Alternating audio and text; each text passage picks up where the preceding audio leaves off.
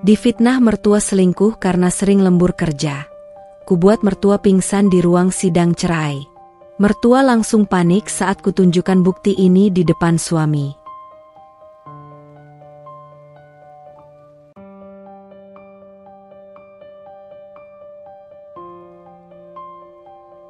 Deru mesin pendingin ruangan kantor selalu menjadi lagu pengantar tidur keduaku. Pukul 11 malam, jam di dinding kantorku sudah menunjuk angka-angka yang hampir melebur dalam kelelahan. Di luar jendela, Jakarta seperti kota mati yang enggan beristirahat, titik-titik cahaya lampu gedung-gedung tinggi masih berlomba menyemarakan kegelapan. Aku, Siska, seorang manajer proyek di divisi kreatif PT Adiwarna Global, baru saja menekan tombol save untuk presentasi terakhir proyek rebranding minuman energi, Gagah Perkasa. Deadline semakin mepet, tuntutan klien kian mencekik, dan aku adalah ujung tombak yang harus memastikan semuanya sempurna. Sudah menjadi rahasia umum di kantorku bahwa Siska adalah ratu lembur. Bukan karena aku tidak efisien, justru sebaliknya. Aku terlalu efisien dalam menarik proyek-proyek besar, sehingga tumpukan tanggung jawab pun ikut membesar. Gaji yang lumayan fantastis, bonus yang menggiurkan, semua itu adalah hasil dari jam-jam ekstra yang kuabdikan di balik layar komputer. Setiap lembar dokumen yang kubaca, setiap revisi yang kuberikan, dan setiap ide yang kuperas dari otak, semua berujung pada satu tujuan, masa depan Rio dan Andri. Rio, putra semata wayangku, adalah bintang di galaksi kecil kami. Senyumnya yang ceria adalah energi terbesarku. Usianya baru 5 tahun, di mana setiap momen adalah penemuan baru. Aku ingin memberinya yang terbaik, pendidikan terbaik, lingkungan terbaik, dan kenangan terbaik. Untuk itu, aku rela mengorbankan waktu tidur, waktu santai, bahkan terkadang waktu bersamanya. Aku sering pulang saat Rio sudah terlelap, dan berangkat kerja ketika ia masih bermimpi. Ada rasa bersalah yang menusuk, tentu saja. Namun, bisikan logis selalu memenangkan pertempuran. Ini demi Rio. Lalu ada Andri, suamiku. Cinta pertamaku, lelaki yang dulu berjanji akan selalu menggenggam tanganku, apapun badai yang menerpa. Andri bekerja di sebuah bank swasta, dengan jam kerja yang lebih teratur. Hubungan kami, setelah 7 tahun pernikahan, terasa seperti bara api yang tertutup abu. Tidak lagi membara seperti dulu, tapi masih ada kehangatan yang kusyukuri. Kami jarang punya waktu berkualitas berdua. Obrolan kami seringkali berkutat pada rutinitas harian, masalah Rio, atau tagihan bulanan. Kecupan sebelum tidur seringkali terasa otomatis. Bukan lagi luapan kerinduan. Aku tahu ini salah, tapi rasanya terhimpit antara tuntutan pekerjaan dan keinginan untuk menjadi istri ideal. Malam itu, seperti malam-malam sebelumnya, aku memesan taksi online. Jalanan Jakarta sudah lengang, menyisakan deru kendaraan sesekali. Pikiranku melayang pada esok hari. Masih ada revisi presentasi, pertemuan dengan tim desain, dan mungkin panggilan mendadak dari Bapak Tony, direktur utama klien terbesar kami, yang terkenal sangat perfeksionis. Sesampainya di rumah, jarum jam sudah menunjukkan pukul 00.30. Rumah kami bergaya minimalis modern, terletak di sebuah kompleks perumahan menengah. Lampu teras sudah mati, menandakan penghuninya sudah pulas. Aku membuka kunci pintu dengan sangat pelan, berusaha tidak membuat suara. Namun, langkahku terhenti saat sebuah suara menyambutku dari ruang keluarga yang remang-remang. Pulang juga akhirnya. Itu suara Ibu Widya, mertuaku. Ia duduk di sofa, dengan selimut batik melingkari tubuhnya, dan secangkir teh di meja kecil di depannya. Matanya yang tajam menatapku dingin. Sudah menjadi kebiasaan Ibu Widya untuk tidur larut, menonton sinetron atau sekadar memelototi ponselnya. Dan seringkali, ia sengaja menungguku pulang. Astaga, Mama belum tidur? Tanyaku, mencoba menyunggingkan senyum lelah. Bagaimana Mama bisa tidur nyenyak kalau ada menantu yang keluyuran sampai jam segini? Jawabnya, tanpa ekspresi. Apa tidak ada batas waktu lembur di kantormu itu, Siska? Atau memang sengaja kau ulur-ulur waktu di luar? Hatiku mencelos. Ini bukan kali pertama. Setiap kali aku pulang larut, pertanyaan bernada tuduhan itu selalu menyambut. Aku sudah mencoba menjelaskan berulang kali tentang tuntutan pekerjaanku, tentang proyek besar, tentang bagaimana karir ini penting bagiku dan keluargaku. Tapi penjelasan itu selalu mental. Mama, aku sungguh lembur. Besok pagi ada presentasi penting dengan klien. Jelasku, suaraku terdengar serak. Presentasi atau memang sengaja dicari-cari alasan supaya bisa menikmati dunia malam? Sindirnya, kini dengan nada yang lebih menusuk. Jangan kira Mama tidak tahu, Siska. Pergaulanmu di kantor itu pasti bebas, kan? Apalagi kamu kerja di tempat seperti itu, agensi iklan banyak orang-orang asing yang aneh-aneh. Aku menarik napas panjang, mencoba menahan diri untuk tidak membalas. Percuma berdebat dengan Ibu Widya di tengah malam begini. Lebih baik aku mandi, salat, dan langsung tidur. Aku sudah terlalu lelah untuk adu argumen. Sudahlah, Mama.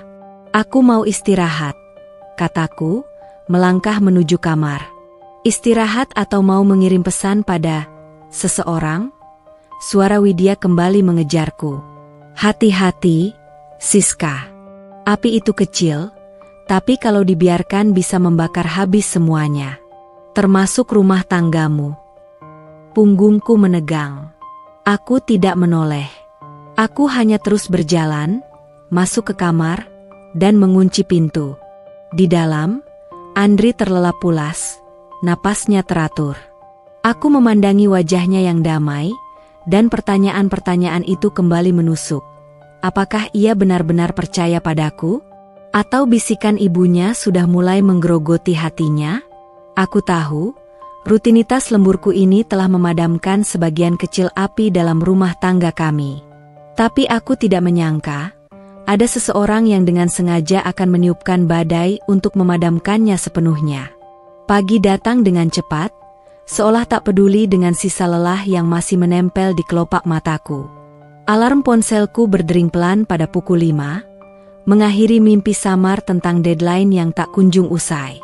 Aroma kopi yang baru diseduh sudah menguar dari dapur, berpadu dengan wangi nasi goreng yang selalu jadi menu sarapan andalan Ibu Widya. Aku bergegas menuju kamar mandi, mencoba mengusir kantuk yang masih menggelayuti dengan air dingin yang menyegarkan.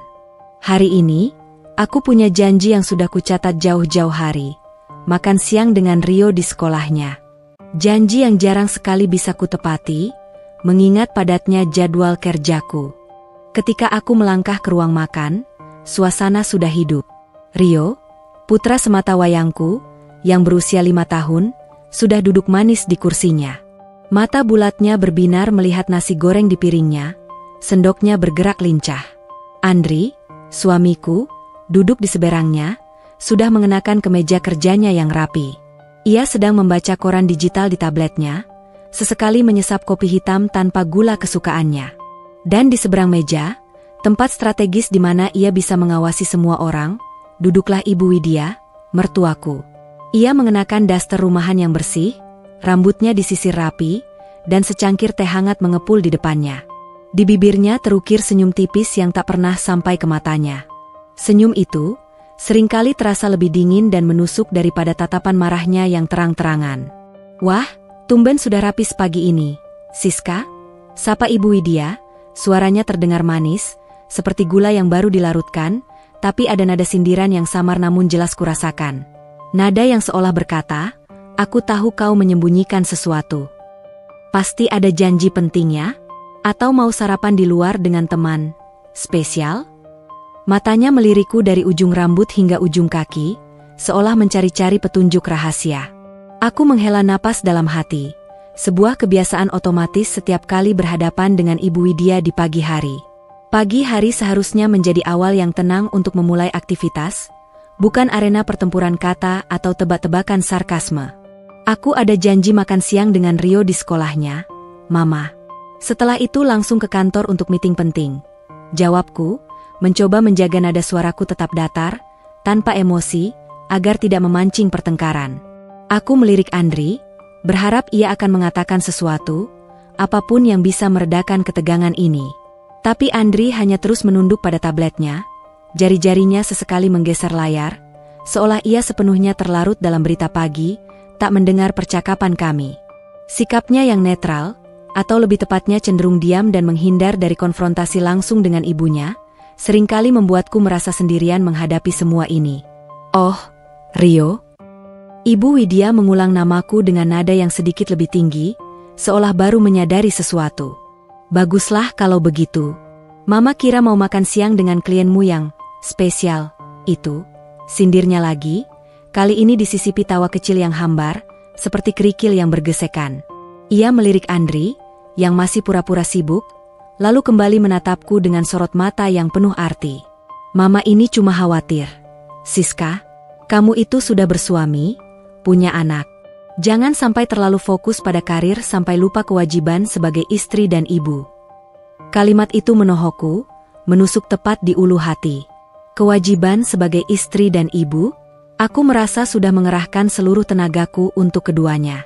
Aku bekerja keras, memeras otak dan waktu, lembur hingga larut malam, semua demi bisa memberikan kehidupan yang lebih baik untuk Rio dan Andri. Aku ingin kami punya rumah yang nyaman, tabungan pendidikan yang cukup untuk Rio, dan keamanan finansial. Bukankah itu juga bagian dari kewajiban? Bukankah itu juga bentuk cinta? Mama, Siska kan kerja juga demi keluarga kita, sahut Andri tiba-tiba, menaruh tabletnya. Aku sedikit terkejut, senang ada yang membelaku, bahkan dengan suara pelan itu.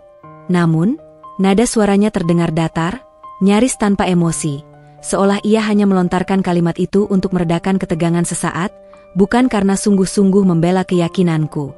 Ibu Widya hanya mendengus geli. Ia kembali tertawa kecil, kali ini terdengar lebih seperti desisan. Andri, anak mama ini polos sekali. Kamu tidak tahu saja di luar sana seperti apa pergaulan orang kantoran. Apalagi yang sering lembur sampai malam. Mana ada wanita baik-baik yang betah kerja sampai larut begitu? Pasti ada udang di balik batu. Ia meneguk tehnya perlahan, matanya tak lepas dariku, seolah menikmati setiap reaksi yang terpancar di wajahku. Nafsu makanku seketika hilang. Nasi goreng yang tadinya wangi kini terasa tawar, bahkan hambar. Kata-kata Ibu Widya selalu punya kekuatan untuk merusak pagiku, mengikis semangatku sedikit demi sedikit. Aku menatap Andri. Ia hanya menunduk, kembali mengambil tabletnya. Rasa kecewa menjalar di dadaku. Ia tidak membelaku dengan sungguh-sungguh, tidak membantah tuduhan keji itu dengan tegas. Ia membiarkan ibunya terus-menerus meracuni pikirannya, menaburkan benih keraguan, sedikit demi sedikit, setiap hari. Sudahlah, aku sudah selesai, kataku, beranjak dari meja makan. Aku mencium pipi Rio yang masih belepotan nasi goreng, mengusap rambutnya dengan sayang. Kemudian, aku menatap Andri sejenak, berharap ada kontak mata, sebuah isyarat dukungan, atau setidaknya, pengertian. Tapi tidak ada. Matanya terpaku pada tablet, seolah menghindariku. Sebelum aku mencapai pintu, suara Ibu Widya kembali terdengar, kali ini lebih lembut, tapi tetap mengandung racun yang mematikan. Oh ya, Siska. Tadi malam Mama dengar suara mobil asing di depan rumah. Suara mesinnya sangat halus, seperti mobil mewah. Jangan-jangan temanmu yang mengantar ya? Kalau memang begitu, bilang saja pada Mama. Mama tidak akan marah kok. Mama cuma ingin tahu siapa temanmu itu. Aku menghentikan langkah, memegang gagang pintu dengan erat. Jadi, ia tidak hanya menunggu di ruang keluarga, tapi juga mendengarkan setiap detail kepulanganku, bahkan mengenali suara mesin mobil yang berbeda dari biasanya. Mata-mata, begitulah aku menyebutnya dalam hati. Ia mengawasi setiap gerak-gerikku, mencari celah, mencari kesalahan. Aku menarik napas dalam-dalam, berusaha menenangkan detak jantungku yang berpacu. Itu taksi online, Mama. Aku sudah sering bilang. Mungkin sopirnya pakai mobil baru. Ibu Widya hanya tersenyum dingin. Senyum yang menyeratkan bahwa ia tidak percaya sedikit pun, dan bahkan menikmati ketidakpercayanya sendiri. Ia senang melihatku terpojok, tertekan, dan mungkin, ia senang membayangkan bagaimana rumah tanggaku akan retak akibat semua intriknya. Aku tidak tahu apa yang mendasari kebenciannya padaku.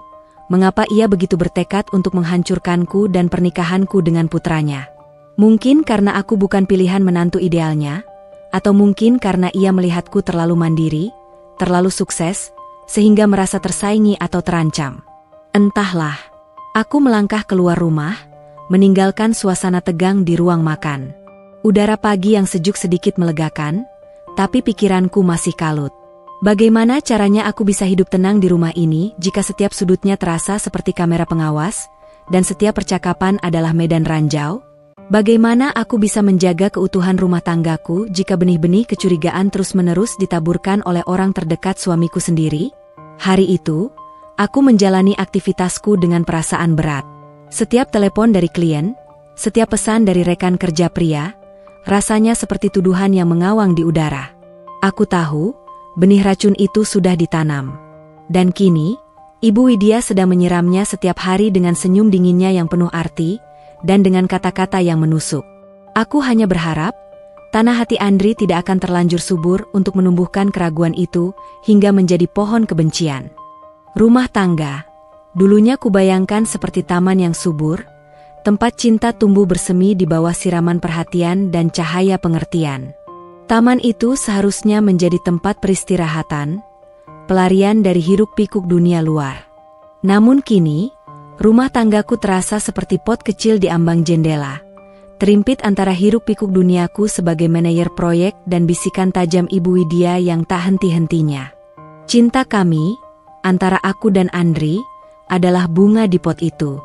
Masih ada, masih hidup, tapi seringkali layu karena kurangnya siraman perhatian dan kehangatan yang dulu selalu memancar. Sore itu, setelah menjemput Rio dari sekolah, aku bergegas mengantarnya pulang ke rumah. Rio terlihat sangat senang saat ku bilang akan makan siang bersamanya di kantin sekolah. Senyum manisnya saat menyuapkan bakso ke mulutku, belepotan saus di pipinya, adalah vitamin terbaik yang pernah kumiliki. Tapi kebahagiaan itu singkat. Aku hanya bisa menghabiskan waktu sekitar 1 jam dengannya sebelum harus kembali ke kantor. Deadline proyek, gagah perkasa, sudah di depan mata, dan aku tidak bisa menunda lagi. Pukul 8 malam, aku masih terjebak di bilik kantorku, memelototi monitor yang memancarkan cahaya biru. Angka-angka, grafik, dan revisi memenuhi pandanganku. Ponselku bergetar. Andri mengirim pesan singkat. Sudah makan? Rio nyariin. Hanya itu. Tidak ada pertanyaan tentang bagaimana hariku, tidak ada tawaran untuk makan malam bersama, atau sekadar bertanya apakah aku lelah. Hanya formalitas. Sebuah pertanyaan otomatis yang terasa dingin dan hambar. Aku membalasnya dengan cepat. Belum, sayang. Masih ngerjain revisi. Bilang Rio, Mama sayang dia dan semoga dia mimpi indah. Aku tahu, ia pasti akan membacakan pesanku pada Rio, tapi aku juga tahu Rio akan tetap merengek. Ingin mamanya ada di sampingnya, bukan hanya sebatas pesan teks. Hubungan kami, aku dan Andri, memang terasa seperti 2 garis paralel yang berjalan berdampingan, tapi tak pernah benar-benar bertemu dan bersentuhan. Dulu, kami adalah sepasang kekasih yang tak terpisahkan. Obrolan kami bisa berlangsung hingga dini hari, membahas impian masa depan, ketakutan-ketakutan tersembunyi, bahkan hal-hal paling konyol sekalipun. Andri adalah pendengarku yang terbaik, penenang hatiku dikala gelisah, dan sumber inspirasiku. Ia selalu memahamiku, bahkan ketika aku sendiri tak bisa memahami diriku. Tawa kami seringkali memenuhi ruangan, dan sentuhan tangannya selalu bisa meredakan setiap badai dalam hatiku. Namun, sejak aku naik jabatan menjadi manajer proyek dan tuntutan pekerjaan semakin menggilai, waktu kami semakin menipis. Quality time berubah menjadi quantity time yang minim kualitas. Kami tidur di ranjang yang sama, tapi seolah terpisah oleh dinding tak kasat mata yang terbuat dari kelelahan dan kesibukan. Pagiku dimulai dengan buru-buru bersiap, mandi, sarapan kilat, dan langsung melesat ke kantor. Seringkali sebelum Andri selesai sarapan. Malamku diisi dengan lembur, sementara Andri sudah terlelap pulas. Bahkan di hari libur, terkadang aku masih harus memeriksa email penting, mengangkat telepon dari klien, atau bahkan melakukan video call untuk brainstorming dadakan. Aku mencoba memahami posisinya. Mungkin Andri merasa kesepian. Mungkin ia merindukan Siska yang dulu. Siska yang bisa menghabiskan sore bersamanya di taman. Siska yang bisa memasak makan malam istimewa dengan resep baru. Siska yang tak perlu khawatir soal deadline dan pitching yang memusingkan. Aku juga merindukan Andri yang dulu, yang penuh inisiatif, yang selalu bertanya tentang hariku dengan antusias, yang memelukku erat tanpa perlu ku minta, yang membuatku merasa menjadi wanita paling berharga di dunia. Terkadang, di sela-sela waktu istirahat kantor, di tengah tumpukan pekerjaan, aku mencoba meneleponnya, hanya untuk mendengar suaranya, untuk memastikan kami masih saling terhubung. "Halo, sayang," sapaku suatu kali, suaraku dipenuhi kerinduan yang samar. "Ya? Ada apa?" "SIS? Aku lagi meeting nih." "Penting?" jawabnya, suaranya terdengar terburu-buru, ada sedikit nada kesal yang terselip. "Oh, maaf. Nggak apa-apa kok. Cuma kangen," jawabku, sedikit kecewa. Rasa rindu itu tertelan kembali. "Nanti telepon lagi ya. Aku sibuk." "Oke," katanya, dan sebelum aku sempat membalas, sambungan telepon sudah terputus. Bukan hanya panggilan telepon. Percobaan untuk berbicara serius pun seringkali berakhir sia-sia. "Andri, aku tahu kita jarang punya waktu. Aku tahu aku sering pulang larut. Tapi aku kerja keras begini semua demi kita. Demi Rio," ujarku suatu malam, ketika ia baru pulang dan aku sudah bersiap untuk tidur, berbaring di sampingnya. Aku menyentuh lengannya, berharap bisa menarik perhatiannya. Ia hanya mengangguk pelan, matanya menatap langit-langit kamar. "Aku tahu. Tapi aku juga butuh kamu, SIS. Rio juga. Dia sering nanyain mamanya kenapa pulangnya selalu malam. Aku juga butuh kamu, Dari. Aku juga butuh waktu. Tapi bagaimana caranya? Jadwalku begini padat. Proyek-proyekku besar semua." Kataku, rasanya ingin menangis, frustrasi dengan situasi yang tak berujung ini. "Ya sudah. Mungkin ini memang konsekuensi pilihanmu," jawabnya datar, tanpa emosi, lalu membalikkan badan, memunggungi diriku, seolah pembicaraan kami sudah selesai. Kata-kata itu terasa dingin, seperti hembusan angin beku di tengah musim panas. Konsekuensi pilihanmu. Seolah-olah hanya aku yang bertanggung jawab atas situasi ini, atas kurangnya waktu kami, atas jarangnya komunikasi kami. Padahal, bukankah kami berdua yang memutuskan bahwa aku akan tetap berkarir, bahwa kami akan mengejar stabilitas finansial demi masa depan keluarga? Bukankah ia yang dulu mengatakan mendukung penuh karirku?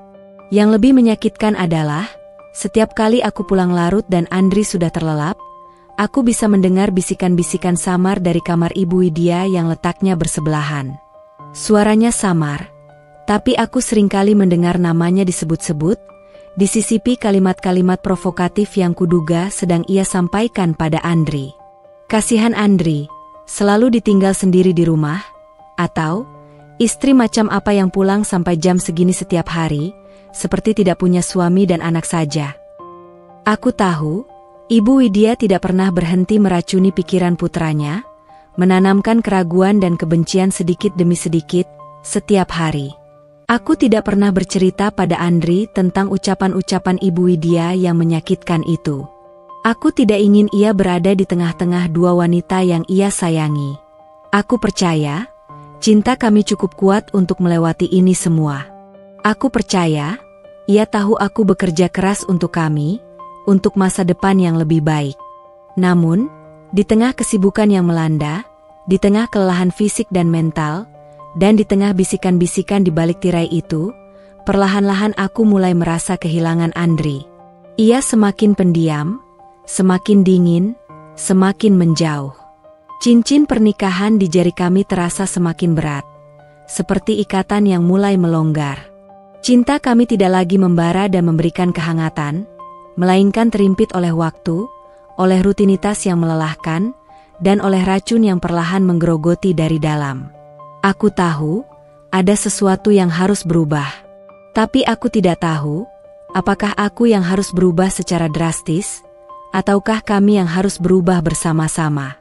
Dan pertanyaan terbesar yang menghantuiku adalah, apakah perubahan itu akan datang sebelum api cinta kami benar-benar padam, dan hanya menyisakan abu dingin?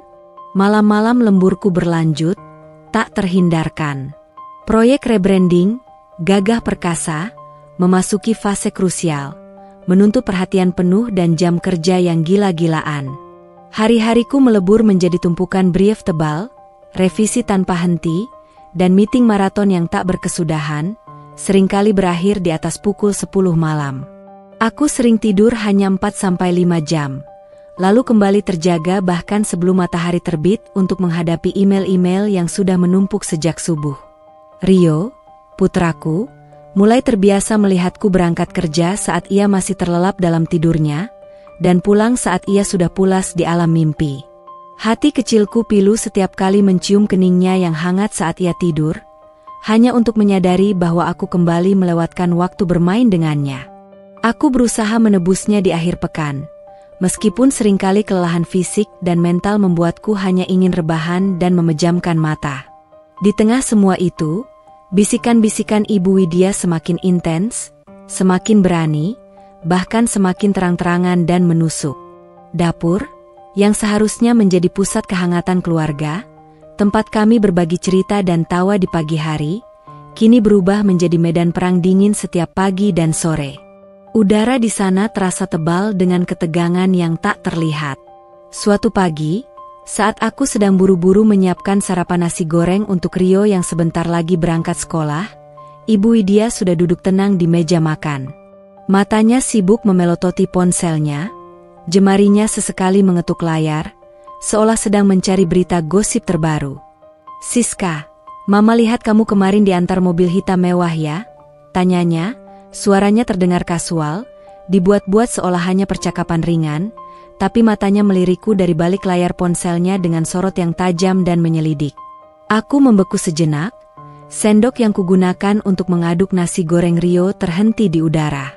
Jantungku berdebar lebih cepat. Mobil hitam mewah? Aku ingat kejadian itu. Mobil hitam mewah? Itu taksi online premium, Mama. Aku sudah sering bilang itu jenis transportasi yang sering kupakai kalau pulang larut. Jawabku, mencoba menahan kekesalan agar tidak meledak di depan Rio. "Ah, masa taksi online?" Ibu Widya terkekeh, suara tawanya kering dan hambar, seperti daun kering yang diinjak. Sopirnya ganteng sekali, pakai jas rapi. Mama lihat jelas dari jendela kamar. Jangan kira Mama tidak tahu. Atau itu mobil jemputan, khusus, dari klienmu yang spesial. Itu? Mama dengar-dengar agensi iklan itu banyak klien-klien yang suka main mata sama karyawannya, apalagi yang pintar cari uang seperti kamu. Ia sengaja menekan kata spesial dengan nada penuh sindiran. Jantungku kini tidak hanya berdebar, tapi serasa berpacu. Kali ini, tuduhannya lebih spesifik, lebih personal, dan ia sudah mulai terang-terangan mengarang cerita. Ia menyamakan sopir taksi dengan klien atau seseorang yang spesial. "Mama, itu Pak Budi, sopir kantor yang diminta antar. Ada insiden kecil di jalan, taksi onlineku batal karena tiba-tiba mogok, dan kebetulan Pak Budi lewat setelah mengantar atasanku. Jadi dia sekalian mengantar. Hanya kebetulan." Aku mencoba menjelaskan, nadaku sedikit meninggi karena frustrasi yang memuncak. Aku menatapnya lurus-lurus, berharap ia melihat kejujuran di mataku. "Ah, kebetulan." Ibu Widya hanya mencibir, Ekspresinya dipenuhi ketidakpercayaan. Matanya kembali ke ponselnya, seolah pembicaraan ini sudah selesai dan ia sudah mendapatkan kebenaran versinya, yang tentu saja adalah versi yang paling buruk dan penuh kecurigaan. Iya, deh. Percaya saja. Tapi hati-hati ya, Siska. Suami itu gampang curiga loh kalau istrinya sering pulang dengan mobil asing. Apalagi kalau yang bawa pria yang tidak dikenal. Bisa-bisa rumah tangga berantakan. Ia sengaja melontarkan kalimat terakhir itu dengan suara yang sedikit lebih keras, di saat Andri baru saja masuk ke dapur, hendak mengambil minum sebelum berangkat kerja. Aku melirik Andri. Ia hanya mengambil gelas, mengisi air dari dispenser, dan kembali ke meja makan tanpa berkomentar sepatah kata pun. Wajahnya datar, sulit dibaca, seperti topeng yang tak menunjukkan emosi. Tapi aku melihat, ada kerutan samar di keningnya, sebuah gelagat kecil yang menunjukkan bahwa ia mendengarkan setiap ucapan ibunya. Dan itu membuatku muak. Beberapa hari kemudian, Ibu Widya kembali melancarkan aksinya. Kali ini, ia memanfaatkan strugleku dengan perangkat teknologi. Aku memang tidak terlalu mahir dalam hal mengelola file di ponsel atau laptop. Suatu sore, aku sedang mencari-cari file presentasi yang tersimpan di laptop kantor yang kubawa pulang. Aku membuka beberapa folder, dan tanpa sengaja, aku membuka folder screenshot obrolan grup WhatsApp kantor. Di dalamnya ada beberapa foto selfie rekan-rekan kerja, termasuk beberapa foto WFY di acara gathering perusahaan beberapa bulan lalu. Salah satunya adalah foto grup yang menunjukkan aku berdiri di samping rekan kerjaku, Wisnu, Kepala Departemen Desain Grafis. Wisnu memang sosok yang humoris dan iseng. Ia merangkul bahuku dalam foto itu, murni sebagai bentuk keakraban profesional sesama rekan kerja yang sudah lama kenal. Ibu Widya yang kebetulan lewat di belakangku, berhenti dan mengintip layar laptopku dari balik bahu. Loh, itu siapa Siska? Mesra sekali dirangkul begitu. Ini yang namanya rekan kerja. Suaranya dingin, berbisik seolah-olah rahasia besar dan busuk telah terungkap di depannya. Aku terkesiap, terkejut dengan kehadirannya yang tiba-tiba. Buru-buru aku menutup laptop. Mama, astaga, itu cuma foto gathering kantor. Mama, biasa saja, semua juga foto begitu, bukan hanya aku, jelasku, merasa terpojok. Biasa bagaimana? Tidak etis namanya. Kamu itu sudah punya suami, Siska. Apalagi ini kelihatannya akrab sekali. Sampai merangkul bahu begitu, ujarnya dengan nada menghakimi, tangannya bersedekap di depan dada. Nanti kalau Andri lihat, bisa salah paham dia. Kamu itu harusnya menjaga kehormatan suami. Mama tidak mau lo rumah tangga kalian hancur gara-gara kamu tidak bisa menjaga diri dan bermain api di belakang Andri.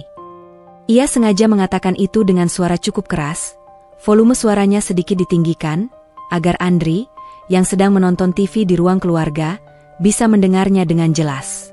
Aku melihat Andri menoleh sekilas ke arah kami, matanya kosong, tak terbaca, lalu kembali menatap layar TV, seolah tak terjadi apa-apa. Apa ia mulai percaya? Apakah semua racun ini sudah mengendap di benaknya? Pertanyaan itu terus menggerogotiku, menciptakan lubang besar di perutku. Fitnah-fitnah kecil ini seperti tetesan air yang jatuh terus-menerus ke atas batu, perlahan tapi pasti mengikisnya hingga berlubang. Ibu Widya tidak pernah menunjukkan bukti konkret yang tak terbantahkan, hanya bisikan, sindiran, dan interpretasi sepihak atas hal-hal yang sebenarnya biasa saja dalam konteks pekerjaanku. Tapi itulah keahliannya.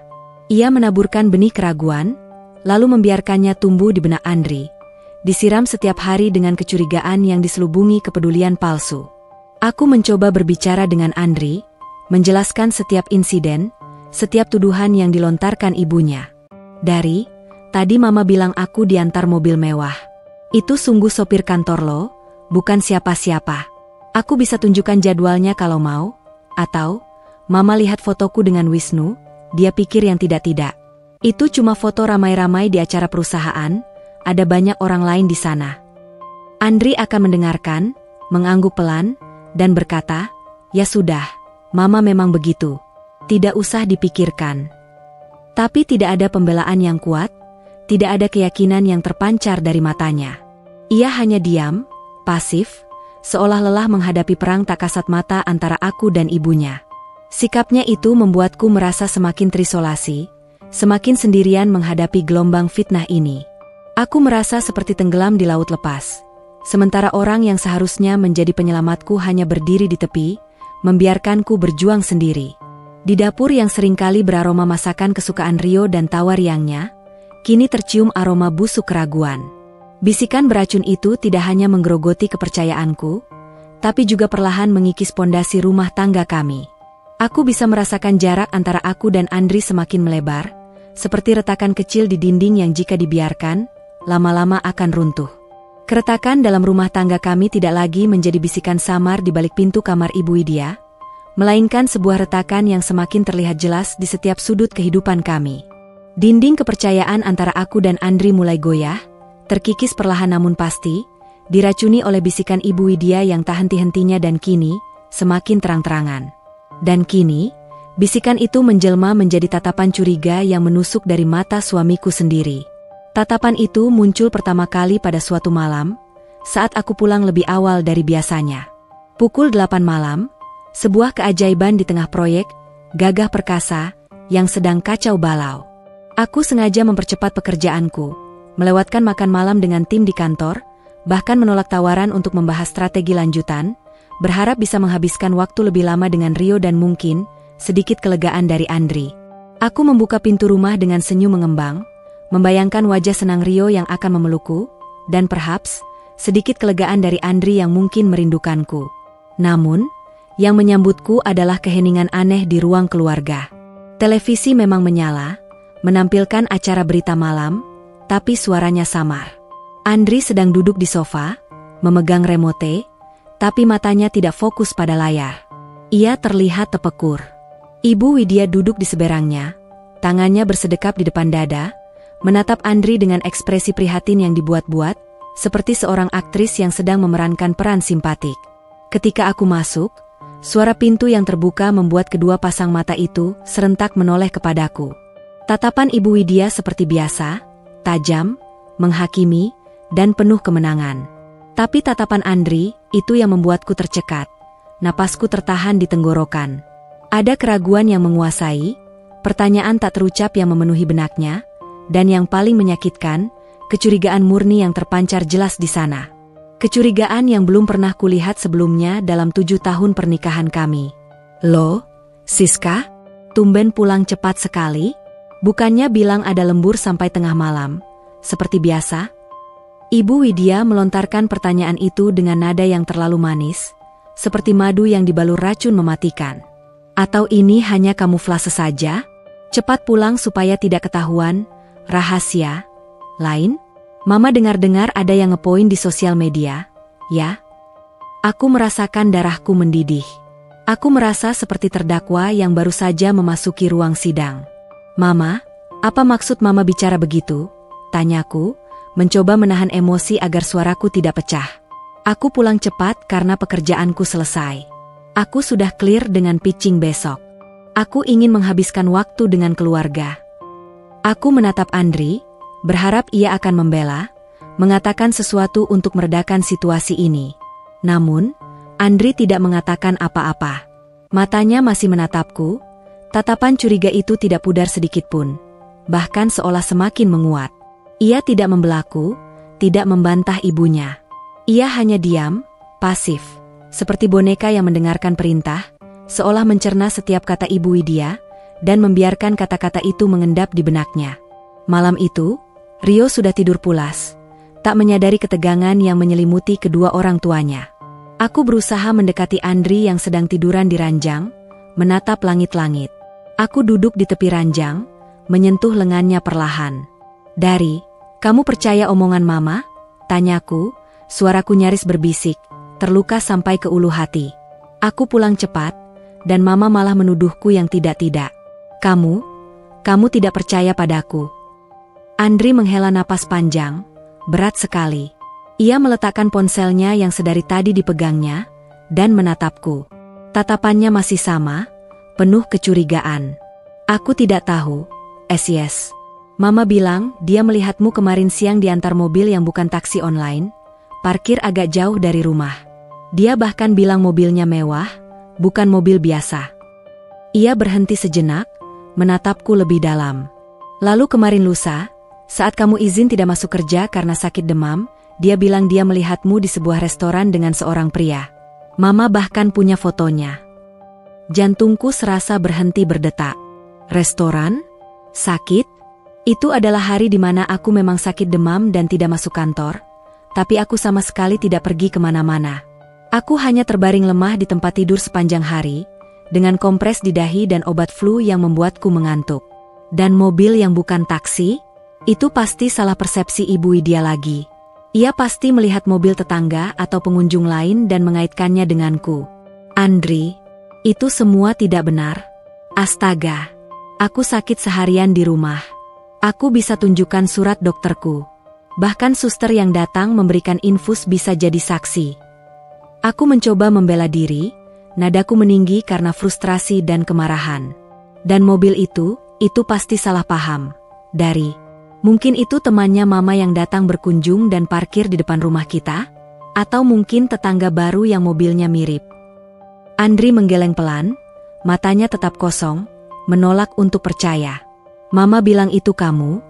Yes. Dia bahkan bersumpah itu kamu. Dia tidak mungkin berbohong soal itu. Dia ibuku, yes. Dia tidak akan mengarang cerita seperti itu. Air mataku mulai menggenang, membasahi pipi. Dia tidak mungkin berbohong. Ibu dari anakku sendiri, suamiku yang dulu paling memahamiku, kini lebih percaya pada kata-kata ibunya yang penuh racun daripada padaku, istrinya yang sudah menemaninya 7 tahun, yang telah berjuang bersamanya dari nol.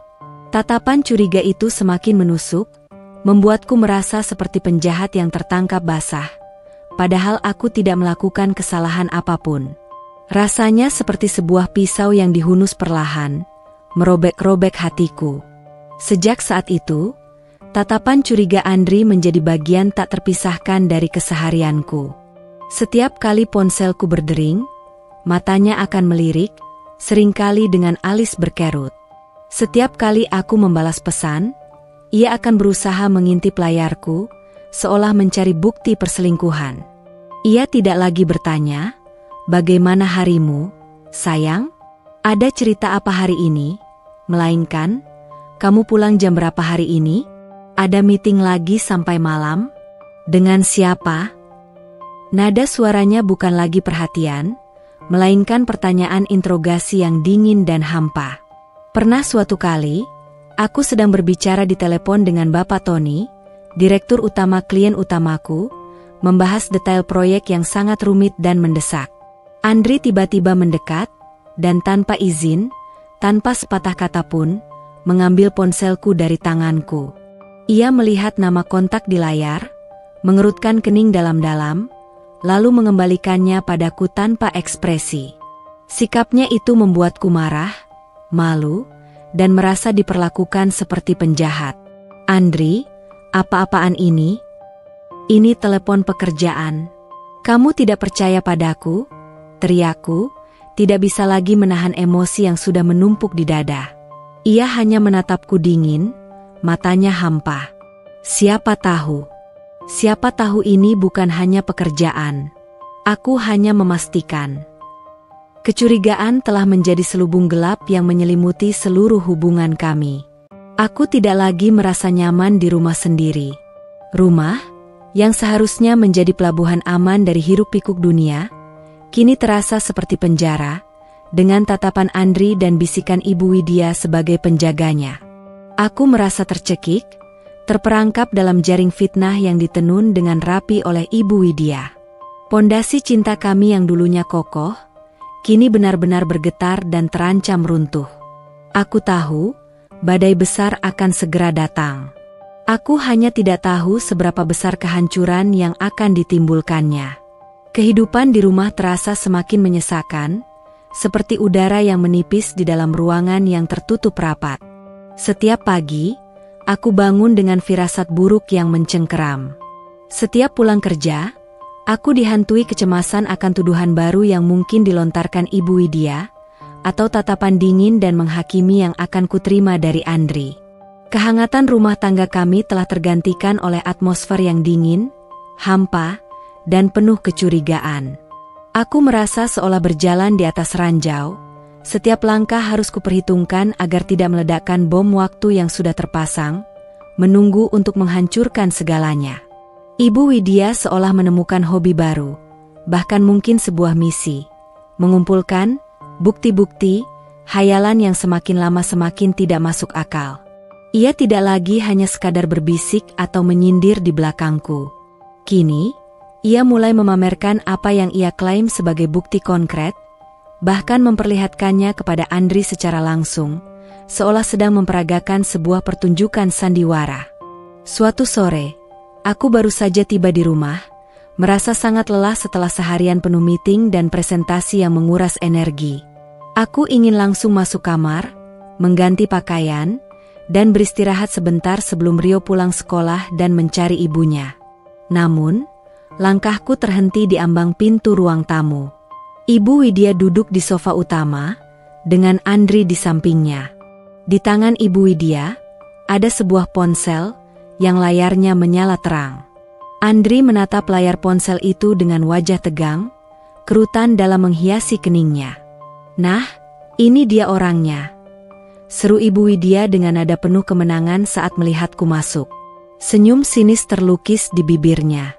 "Siska, Mama baru saja menunjukkan ini pada Andri. Apalagi yang mau kamu bantah sekarang? Jangan berani mengelak lagi." Ia mengulurkan ponselnya ke arahku, seolah ingin aku melihat hasil penyelidikannya dengan mata kepalaku sendiri. Di layar ponsel itu, terpampang jelas tangkapan layar percakapan WhatsApp. Isinya adalah percakapan antara diriku, yang ditunjukkan sebagai kontak bernama saya, dan sebuah kontak lain yang mencolok, Doni Kontraktor. Percakapan itu berbunyi, "Doni Kontraktor, Siska, kapan kita bisa ketemu lagi? Aku kangen nih ngobrol sama kamu." Saya, "Maaf, Don. Jadwalku padat banget akhir-akhir ini. Nanti aku kabarin ya kalau ada waktu luang." "Doni Kontraktor, oke deh, aku tunggu ya. Jangan lupa, ada titipan spesial buat kamu, yang kemarin sudah kau minta itu." Mataku terbelalak, membulat sempurna. Rasanya seperti ada tangan dingin yang mencekik tenggorokanku. Ini tidak mungkin.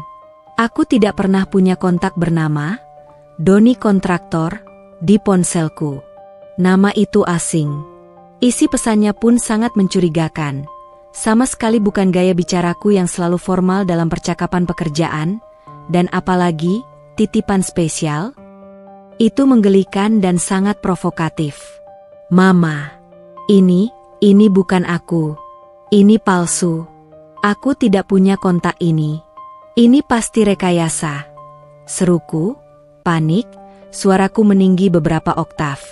Aku bisa merasakan denyut nadi di pelipisku. Ibu Widya tertawa hambar, suara tawanya memantul di dinding ruangan yang terasa semakin sempit. "Palsu bagaimana? Jangan banyak alasan. Ini screenshot dari ponselmu sendiri. Mama tidak sengaja melihatnya tadi siang saat kamu cas ponsel di ruang tamu. Mama cuma mau ambil charger mama yang tertinggal, terus tidak sengaja terbuka WhatsApp MU." Ia berbohong dengan sangat mulus, tanpa sedikit pun keraguan di matanya. Aku tahu persis di mana aku mengecas ponselku siang itu. Di dalam kamar, di samping tempat tidurku, jauh dari jangkauannya. Ia pasti sengaja menggeledah ponselku saat aku sedang di kantor. Andri menatapku, matanya kini dipenuhi kekecewaan yang sangat mendalam, bercampur dengan kemarahan yang membara. "Siska, ini apa maksudnya? Siapa Doni ini? Titipan spesial apa?" Suaranya bergetar menahan amarah yang jelas terlihat, bibirnya menipis. "Andri, demi Tuhan, ini bukan aku. Aku tidak punya kontak Doni ini. Aku bersumpah." Ini pasti rekayasa. Aku mencoba meraih ponsel Ibu Widya untuk melihat tangkapan layar itu lebih jelas, untuk mencari celah atau bukti manipulasi. Tapi ia menariknya menjauh dengan cepat, seolah melindunginya dari kehancuran. Rekayasa bagaimana? Kalau bukan kamu, kenapa ada di ponselmu? Kamu pikir mama bodoh, tidak tahu teknologi? Ibu Widya berkata dengan nada mendesak, seolah ia adalah jaksa penuntut yang sedang membuktikan kejahatan paling keji. Mama sudah bilang, kan? Kamu itu tidak bisa dipercaya. Selalu saja ada rahasia. Mama sudah sering memperingatkan Andri, tapi dia tidak mau dengar. Aku menatap Andri, berusaha keras mencari pengertian atau bahkan sedikit keraguan di matanya. Tapi yang kulihat hanyalah kemarahan, kekecewaan, dan sebuah keyakinan yang mengakar bahwa aku telah mengkhianatinya. Jelas, perangkap maya ini telah bekerja sempurna, bahkan melebihi ekspektasi Ibu Widya. Andri sudah sepenuhnya percaya pada tangkapan layar palsu itu. Air mataku mulai menetes, meluncur deras di pipiku. Sejak hari itu, ponselku terasa seperti bom waktu yang siap meledak kapan saja. Aku tahu Ibu Widya tidak akan berhenti. Ia akan terus mencari-cari, bahkan membuat bukti palsu lainnya untuk menjatuhkanku. Aku merasa diawasi setiap detik, seolah ada kamera tersembunyi di mana-mana, mencatat setiap gerak-gerikku. Perangkap maya ini, yang ia ciptakan dari hal-hal remeh seperti tangkapan layar yang dimanipulasi, kini menjelma menjadi monster yang melahap kepercayaanku dan Andri. Aku mencoba menjelaskan pada Andri lagi dan lagi.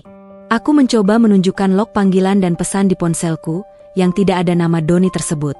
Aku mencoba menjelaskan bahwa screenshot bisa saja dimanipulasi, bahwa itu adalah teknologi yang mudah disalahgunakan. Aku bahkan menawarkan untuk membawa ponselku ke teknisi untuk membuktikan keaslian filenya. Tapi ia hanya menggeleng, menolak semua penjelasanku. Mama tidak mungkin sejauh itu berbohong. Siska, dia ibuku. Dia hanya ingin yang terbaik untukku dan Rio. Dia tidak akan mengarang cerita yang bisa menghancurkan keluargaku sendiri. Kata-kata itu menghantamku telak, menembus hatiku seperti anak panah. Jadi, di matanya, aku yang berbohong. Aku yang tidak ingin yang terbaik untuknya dan Rio. Aku yang menjadi biang keladi kehancuran ini. Aku merasa putus asa. Bagaimana bisa melawan sesuatu yang tidak nyata, yang hanya ada dalam imajinasi jahat Ibu Widya dan kecurigaan Andri? Perangkap maya ini telah menjebakku, mengunci diriku dalam lingkaran tuduhan tanpa akhir. Setiap hari adalah penyiksaan. Aku tahu, batas kesabaranku sudah diambang, nyaris pecah. Dan batas kesabaran Andri pun sepertinya sudah habis. Karena ia mulai menunjukkan tanda-tanda penolakan yang lebih serius. Atmosfer di rumah kami kini begitu pekat, seolah udara pun berat untuk dihirup, setiap tarikan napas terasa menyesakan. Perangkap maya yang dibuat Ibu Widya dengan tangkapan layar palsu itu, telah berhasil melubangi hati Andri. Tatapan curiga yang menusuk kini berubah menjadi dingin, hampa, tanpa kehangatan. Dinding tak kasat mata antara kami semakin tebal dan tinggi. Kami masih tinggal di bawah satu atap, berbagi ranjang yang sama, namun terasa seperti orang asing yang terpaksa hidup bersama, terikat oleh status pernikahan namun terpisah oleh jurang prasangka. Andri mulai membatasi interaksinya denganku secara drastis. Obrolan kami berkurang hingga nyaris tak ada. Hanya sebatas hal-hal yang sangat penting terkait Rio atau keperluan rumah tangga yang mendesak, dan itu pun diutarakan dengan nada formal yang kaku. Ia tidak lagi bertanya tentang pekerjaanku, tentang hariku, atau tentang perasaanku. Dan aku pun berhenti mencoba berbagi. Rasanya percuma. Setiap kata yang keluar dari mulutku akan dipertanyakan, dicurigai, atau bahkan diputarbalikan menjadi senjata untuk menyerangku. Aku merasa seperti ada meteran yang terus menghitung setiap gerak-gerikku. Suatu malam, aku pulang agak lebih awal dari biasanya, sekitar pukul 9 malam. Sebuah anomali di tengah proyek yang sedang kacau balau. Aku sengaja mempercepat pekerjaanku, melewatkan briefing singkat dengan tim, berharap bisa menghabiskan waktu lebih lama dengan Rio sebelum ia tidur, dan mungkin, sedikit waktu berdua dengan Andri. Aku membuka pintu dengan sangat hati-hati, berusaha tidak membuat suara. Rumah terasa sepi, hanya ada suara televisi samar dari ruang keluarga. Ibu Widya sudah di kamarnya, Mungkin sedang bersiap untuk menonton sinetron kesayangannya yang selalu ia ceritakan pada Andri di pagi hari. Aku masuk ke kamar dan menemukan Andri sedang duduk di tepi ranjang, membolak-balik album foto pernikahan kami. Hati kecilku berdesir, sebersit harapan muncul. Mungkin ia sedang merindukan masa lalu kami yang indah? Mungkin ia mengingat cinta kami? Dari, sudah tidur Rio? Tanyaku pelan, mendekat, mencoba menyunggingkan senyum. Ia terkesiap, seperti seseorang yang tertangkap basah sedang melakukan sesuatu yang rahasia. Ia buru-buru menutup album itu, seolah sedang menyembunyikan bukti kejahatan, dan meletakkannya di nakas. Ia berdeham, menatapku sekilas dengan tatapan hampa, lalu mengalihkan pandangan ke dinding. Sudah. Tadi dia merengek nyariin kamu. Aku bilang kamu lagi kerja, nanti kalau sudah tidak sibuk akan pulang. Maaf, kataku pelan, ada rasa bersalah yang menusuk. Aku usahakan untuk pulang lebih awal besok. Aku janji. Ia hanya mengangguk, tanpa ekspresi. Kemudian, ia beranjak dari ranjang. Aku mau ke ruang TV sebentar. Ada pertandingan bola yang penting. Aku menatap punggungnya yang menjauh, seolah ia sedang lari dariku. Dulu, ia pasti akan memelukku, menanyakan bagaimana hariku, atau setidaknya, mengajakku bicara. Sekarang, ia selalu mencari alasan untuk menghindar, bahkan dari kontak mata. Rasanya seperti ada kaca tebal yang memisahkan kami. Aku bisa melihatnya, ia ada di sana, dekat denganku, tapi aku tidak bisa menyentuhnya, tidak bisa menjangkaunya, tidak bisa lagi merasakan kehadirannya yang utuh. Puncaknya terjadi pada suatu Sabtu pagi yang cerah. Aku sudah berniat mengajak Andri dan Rio pergi ke taman bermain yang baru dibuka di pinggir kota.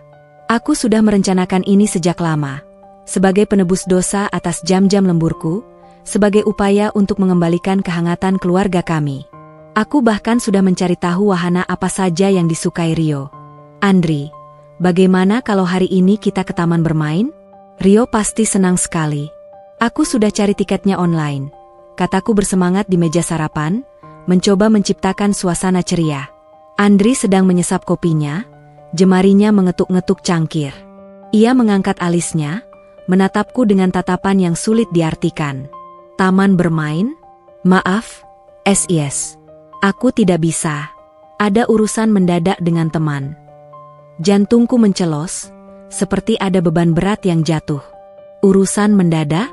Tapi ini sudah direncanakan dari minggu lalu, Rio sudah sangat antusias. Memang mendadak. Ada hal penting yang harus diurus, tidak bisa ditunda. Jawabnya singkat, tanpa melihatku, matanya kini fokus pada remah-remah roti di piring. Nada suaranya dingin, tak terbantahkan. Ibu Widya, yang sedari tadi pura-pura sibuk membaca koran harian, tiba-tiba angkat bicara, suaranya dipenuhi nada prihatin yang dibuat-buat. Iya, Siska. Andri itu kan laki-laki. Dia punya banyak urusan penting, urusan pekerjaan, tidak bisa selalu diganggu dengan acara main-main yang tidak penting seperti itu. Apalagi kamu kan sering sibuk sendiri, jadi Andri juga butuh waktu untuk dirinya sendiri, bersosialisasi dengan teman-temannya. Aku menatap Andri, berusaha mencari tahu apa sebenarnya urusan mendadak yang begitu penting itu. Aku ingin sekali bertanya, tapi tatapannya yang dingin dan menghindar membuatku bungkam. Kemudian, aku melihatnya beranjak dari meja makan. Ia berpamitan dengan ibunya, mencium kening Rio yang sudah murung, tapi padaku, hanya sebuah anggukan singkat tanpa kontak mata, seolah aku tak lebih dari pajangan di ruang makan itu. Rio, yang sudah berpakaian rapi dengan kaos bergambar superhero favoritnya dan topi yang ia minta sendiri, menatapku dengan mata berkaca-kaca. Bibirnya bergetar. Papa tidak jadi ikut, Ma. Aku tersenyum paksa, berusaha menyembunyikan pedih yang menghantam dadaku. Papa ada kerjaan sayang, mendadak sekali. Nanti kita berdua saja ya. Kita main sampai puas. Hati Ibu Widya yang dingin itu, tampaknya tidak merasa iba melihat Rio kecewa. Bahkan ia menambahkan, itu karena mamamu terlalu sibuk kerja, Rio. Jadi papamu juga jadi jarang di rumah. Makanya, kalau jadi ibu itu yang perhatian, jangan cuma kerja saja. Siang itu, aku dan Rio memang pergi ke taman bermain. Rio berusaha ceria, Tapi seringkali aku melihat tatapan sedihnya saat melihat keluarga lain yang lengkap dengan ayah dan ibu. Tawaku terasa hambar, senyumku terasa palsu, seperti topeng yang kupakai. Sepanjang hari, aku terus memikirkan Andri. Apakah ia benar-benar ada urusan mendadak? Atau ia sengaja menghindari pergi bersamaku? Menghindari keluarga kecil ini karena ia sudah terlalu termakan racun ibunya? Saat kami pulang menjelang sore, mobil Andri sudah terparkir rapi di garasi. Aku masuk, dan mendengar suara Andri dan Ibu Widya dari ruang keluarga yang terbuka. Mereka tidak menyadari aku sudah pulang. Suara mereka terdengar serius. Mama tidak bohongkan. Lihat, Siska itu memang tidak peduli sama kamu. Dia hanya peduli sama pekerjaannya, sama dunianinya sendiri. Dia itu egois. Suara Ibu Widya terdengar jelas, dipenuhi provokasi. Tapi dia kan kerja keras juga buat kita, buat masa depan Rio. Suara Andri terdengar sedikit ragu, ada sedikit pembelaan samar yang masih tersisa. Kerja keras apa? Kerja keras cari perhatian laki-laki lain di luar sana? Mama punya foto-fotonya, Andri. Mama tidak mau kamu buta. Mama tidak mau rumah tangga kalian hancur karena dia main api di belakangmu, main serong dengan laki-laki lain. Kemudian, terdengar suara geseran kursi. Aku mengintip dari balik dinding yang memisahkan ruang tamu dan ruang keluarga. Ibu Widya menunjukkan sesuatu di ponselnya pada Andri. Aku tidak bisa melihat dengan jelas apa itu, tapi wajah Andri berubah drastis. Matanya membulat, rahangnya mengeras, urat di lehernya terlihat menegang. Ia menatap layar ponsel itu dengan tatapan marah, kecewa, dan pengkhianatan yang tak terhingga. Tangannya terkepal di samping tubuhnya. Itu adalah momen di mana aku tahu. Kepercayaan telah sepenuhnya retak, hancur berkeping-keping. Andri telah sepenuhnya diyakinkan oleh semua perangkap maya dan bisikan beracun ibunya. Ia tidak lagi melihatku sebagai istrinya, ibu dari anaknya, melainkan sebagai seorang pengkhianat yang tak layak dipercaya. Badai yang kutakutkan itu kini benar-benar telah tiba, dan dampaknya jauh lebih parah dari yang kubayangkan. Aku tahu, hidup kami tidak akan pernah sama lagi. Setelah insiden perangkap maya yang dibuat Ibu Widya dengan tangkapan layar palsu itu, sebuah jeda panjang yang dingin menyelimuti seluruh sudut rumah kami. Bukan jeda yang menenangkan atau memberikan ruang untuk introspeksi, melainkan jeda yang menjauhkan, yang mengikis sisa-sisa kedekatan kami hingga ke akarnya. Andri tidak lagi berusaha berbicara padaku, bahkan untuk hal-hal sepele sekalipun. Komunikasi kami kini hanya sebatas pesan teks yang singkat dan hambar, jika itu pun memang benar-benar perlu, seperti urusan Rio atau tagihan bulanan. Tatapannya padaku adalah tatapan orang asing, atau lebih buruk lagi, tatapan penuh kebencian dan kekecewaan yang tak termaafkan. Meja makan, yang dulu menjadi tempat berkumpul dan berbagi cerita di penghujung hari, kini terasa seperti medan perang dingin. Makan malam bersama terasa seperti siksaan yang berkepanjangan. Aku akan duduk di satu sisi meja, Rio di sampingku, dan Andri di seberangku, seolah sengaja menjaga jarak. Ibu Widya, tentu saja, selalu ada di sana, di tempatnya yang strategis, memainkan perannya sebagai penyelamat bagi putranya yang teraniaya.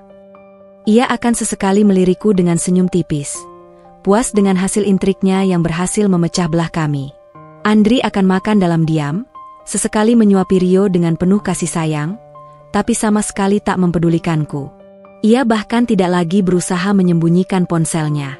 Kadang ia asyik bermain game di ponselnya, kadang ia membalas pesan, atau bahkan menelpon seseorang tanpa berusaha merendahkan suaranya, seolah aku tidak ada di sana. Aku bisa merasakan tatapan Ibu Widya yang seolah berkata, "Lihat, Siska, suamimu sudah tidak peduli padamu. Kamu memang pantas sendirian." Pernah suatu malam, Rio demam tinggi.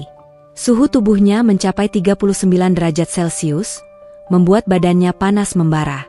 Aku panik luar biasa. Wajah Rio pucat, ia merengek-rengek pelan. Aku langsung bergegas mengambil handuk kecil dan baskom berisi air hangat untuk mengompres dahinya, lalu mencari obat penurun panas di lemari obat. Andri ada di kamar, membaca buku di samping ranjang, seolah dunia di luar kamar tidak ada. Rio demam tinggi sekali. Aku butuh bantuanmu. Panggilku panik, suaraku bergetar. Ia datang, melihat Rio yang terbaring lemas, lalu menghela napas panjang, seolah aku sedang mengganggu ketenangan malamnya. "Sudah diberi obat?" tanyanya datar, tanpa ekspresi. "Belum, aku mau cari termometer dulu." "Kamu bisa bantu kompres dahinya sementara aku siapkan obat?" pintaku, berharap ada sedikit kepedulian. Ia mengambil termometer dari laci nakas, mengukur suhu Rio, lalu mengembalikannya kepadaku begitu saja.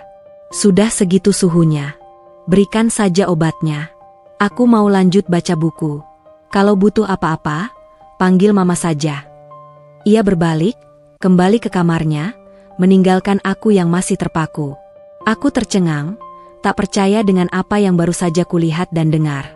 Ini bukan Andri yang dulu. Andri yang dulu akan panik bersamaku, menggendong Rio erat-erat, dan langsung membawanya ke rumah sakit jika perlu, tanpa harus kuminta. Kini, ia bersikap seolah itu bukan urusannya, seolah Rio adalah tanggung jawabku semata.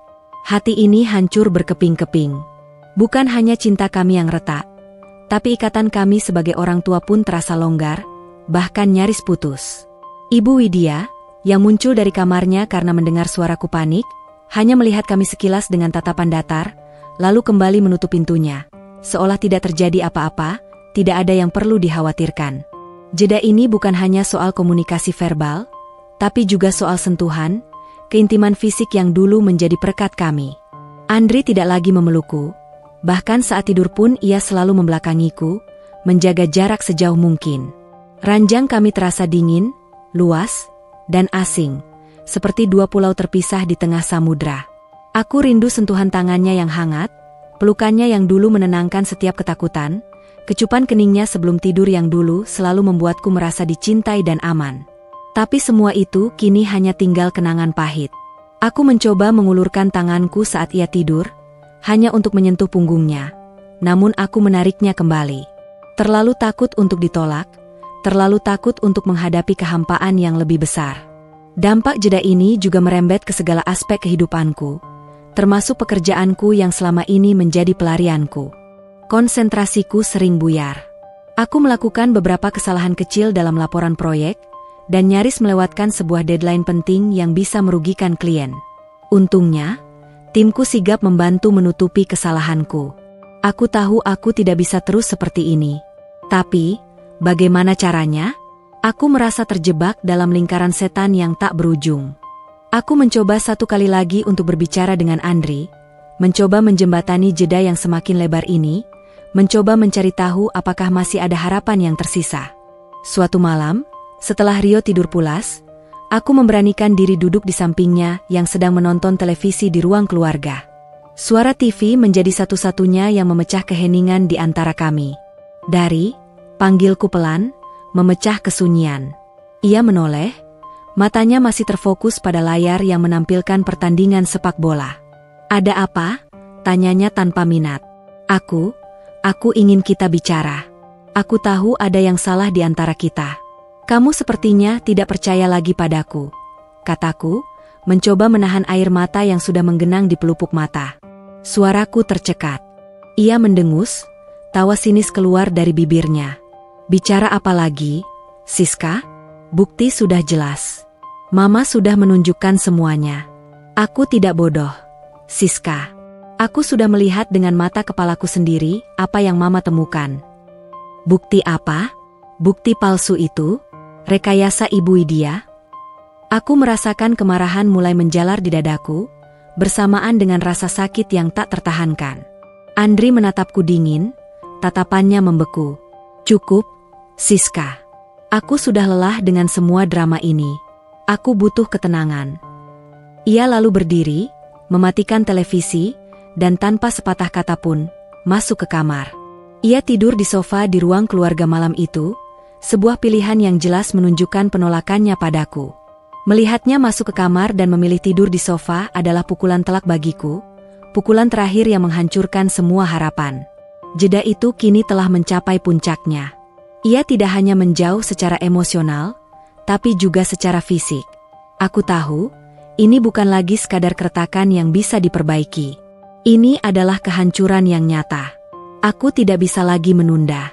Aku harus melakukan sesuatu. Jika tidak, semua yang kami bangun bersama, cinta, keluarga, masa depan, akan benar-benar hancur menjadi debu yang tak bersisa. Keputusan Andri untuk tidur di sofa adalah deklarasi perang tanpa kata yang paling menyakitkan. Jeda yang menjauhkan kami kini berubah menjadi sebuah ancaman nyata yang menggantung di udara rumah kami, terasa lebih berat dari awan mendung sebelum badai besar. Aku tahu, batas kesabarannya telah habis, terkikis habis oleh bisikan-bisikan Ibu Widya. Dan jujur saja, batas kesabaranku juga. Malam itu, setelah Andri memilih tidur di ruang keluarga, aku tidak bisa memejamkan mata sedikit pun. Aku terbaring di ranjang kami yang terasa dingin, luas, dan kosong, menatap langit-langit yang gelap, seolah mencari jawaban di sana. Rio tidur pulas di kamarnya, tak menyadari gempa yang sedang mengguncang pondasi rumahnya, pondasi masa depannya. Aku memikirkan semua yang telah terjadi, fitnah Ibu Widya yang tak berdasar, bukti palsu yang ia ciptakan dengan liciknya, dan bagaimana semua itu berhasil meracuni Andri hingga ke tulang sumsum, mengubahnya menjadi orang lain. Rasa sakit hati bercampur amarah yang membara. Aku tidak bisa lagi bertahan dalam situasi seperti ini. Kehidupanku, harga diriku sebagai seorang istri dan ibu, dan yang paling penting, kebahagiaan Rio sedang dipertaruhkan di ujung tanduk. Keesokan harinya, suasana di rumah lebih dingin dari biasanya, terasa beku dan mencekam. Andri berangkat kerja tanpa berbicara sepatah kata pun denganku. Hanya anggukan kaku yang ia berikan saat aku menyiapkan sarapan untuk Rio. Ia bahkan tidak menatap mataku, seolah aku tak ada di sana. Ibu Widya, di sisi lain, tampak sangat puas. Ia bahkan menyanyikan lagu-lagu lama dengan nada ceria saat di dapur, seolah merayakan kemenangannya, menikmati kehancuran yang telah ia ciptakan. Senyumnya lebih lebar dari biasanya. Saat sore hari, ketika aku sedang dalam perjalanan pulang dari kantor, ponselku berdering. Layar menunjukkan nama Andri. Jantungku berdebar tak karuan, berpacu seperti drum yang dipukul cepat. Ada apa? Apakah ia akhirnya mau bicara serius? Mencoba memperbaiki segalanya? Atau ada hal darurat terkait Rio? Aku segera menepikan mobil taksi online yang kutumpangi dan mengangkat telepon. Halo, Dari? Sapaku, mencoba terdengar tenang dan terkontrol, meskipun napasku terasa sesak. Siska, aku mau bicara serius nanti malam. Pulanglah lebih awal. Suara Andri terdengar berat, kaku, dan tanpa emosi. Nada suaranya bukan lagi ajakan, melainkan sebuah perintah. Ada apa?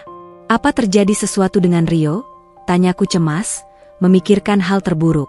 Nanti malam saja kita bicara. Aku akan bicara dengan Mama juga. Jawabnya singkat, lalu menutup telepon tanpa menunggu balasanku. Firasku tidak enak. Sangat tidak enak. Kalimat, aku akan bicara dengan Mama juga, itu membuat darahku berdesir dingin hingga ke ujung jari kaki. Ini pasti bukan kabar baik. Aku tahu ini akan datang, cepat atau lambat. Kecurigaan yang ditanamkan Ibu Widya pasti sudah mencapai titik ledak, dan ini adalah saatnya. Sepanjang perjalanan pulang dan di kantor, pikiranku kalut tak karuan. Aku mencoba menyelesaikan pekerjaan secepat mungkin, tanganku gemetar saat mengetik, konsentrasiku buyar total. Rekan-rekan kerjaku, terutama Rina, mulai menyadari kegelisahanku yang sangat jelas. Siska, wajahmu pucat sekali. Kamu yakin baik-baik saja? Tanya Rina khawatir. Tapi aku hanya bisa mengatakan, aku kurang enak badan, mungkin masuk angin. Aku tahu, aku harus menyiapkan diriku untuk yang terburuk. Pukul 7 malam, aku sudah tiba di rumah. Suasana hening mencekam, bahkan lebih dari biasanya. Aku bisa mendengar suara Andri dan Ibu Widya berbicara pelan di ruang keluarga, seperti berbisik-bisik, merencanakan sesuatu. Aku menarik napas dalam-dalam, mengumpulkan setiap sisa keberanian yang kumiliki, lalu melangkah masuk ke ruang keluarga. Andri duduk di sofa utama, tatapannya kosong, terpaku menatapku. Ia tampak lelah dan dingin. Ibu Widya duduk di sampingnya, dengan ekspresi sedih yang dibuat-buat, namun matanya memancarkan kepuasan tersembunyi, sebuah kilatan kemenangan yang tak bisa ia sembunyikan. Rio, untungnya, sudah tidur pulas di kamarnya, tak harus menyaksikan drama yang akan terjadi. Duduk, Siska, kata Andri, menunjuk sofa di hadapannya dengan gestur kaku. Nada suaranya dingin, tak terbantahkan, memaksaku untuk patuh. Aku duduk perlahan, merasakan setiap ototku menegang. Tanganku mengepal erat di pangkuan, mencoba menahan gejolak emosi yang ingin meledak. "Siska," Andri memulai, suaranya pelan tapi tegas. Setiap katanya terdengar jelas dan menusuk. "Aku sudah memikirkannya baik-baik, sangat baik-baik. Aku sudah mempertimbangkan semua aspek, semua yang terjadi akhir-akhir ini. Semua bukti yang Mama tunjukkan padaku, semua perubahan sikapmu, aku rasa kita tidak bisa melanjutkannya lagi sebagai suami istri." Kepalaku serasa dihantam palu godam berkali-kali. Meskipun jauh di lubuk hati sudah menduganya, mendengar langsung dari mulutnya tetaplah pukulan yang menyakitkan, menghancurkan segalanya. "Maksudmu?" Suaraku tercekat di tenggorokan, nyaris tak keluar. Ibu Widya yang menjawab, dengan nada prihatin palsu yang begitu fasih ia perankan. "Kami sudah sepakat, Siska. Ini yang terbaik untuk Andri. Dia butuh ketenangan, dia butuh istri yang bisa dipercaya, yang ada di rumah untuk mengurus anak, menjaga rumah tangga. Bukan wanita karir yang sibuk keluyuran sampai malam dan punya teman di luar yang tidak jelas asal-usulnya." Ia menekan kata "teman" dengan sindiran tajam. Andri melanjutkan, tanpa menatap mataku, seolah tidak sanggup melihat rasa sakit di wajahku.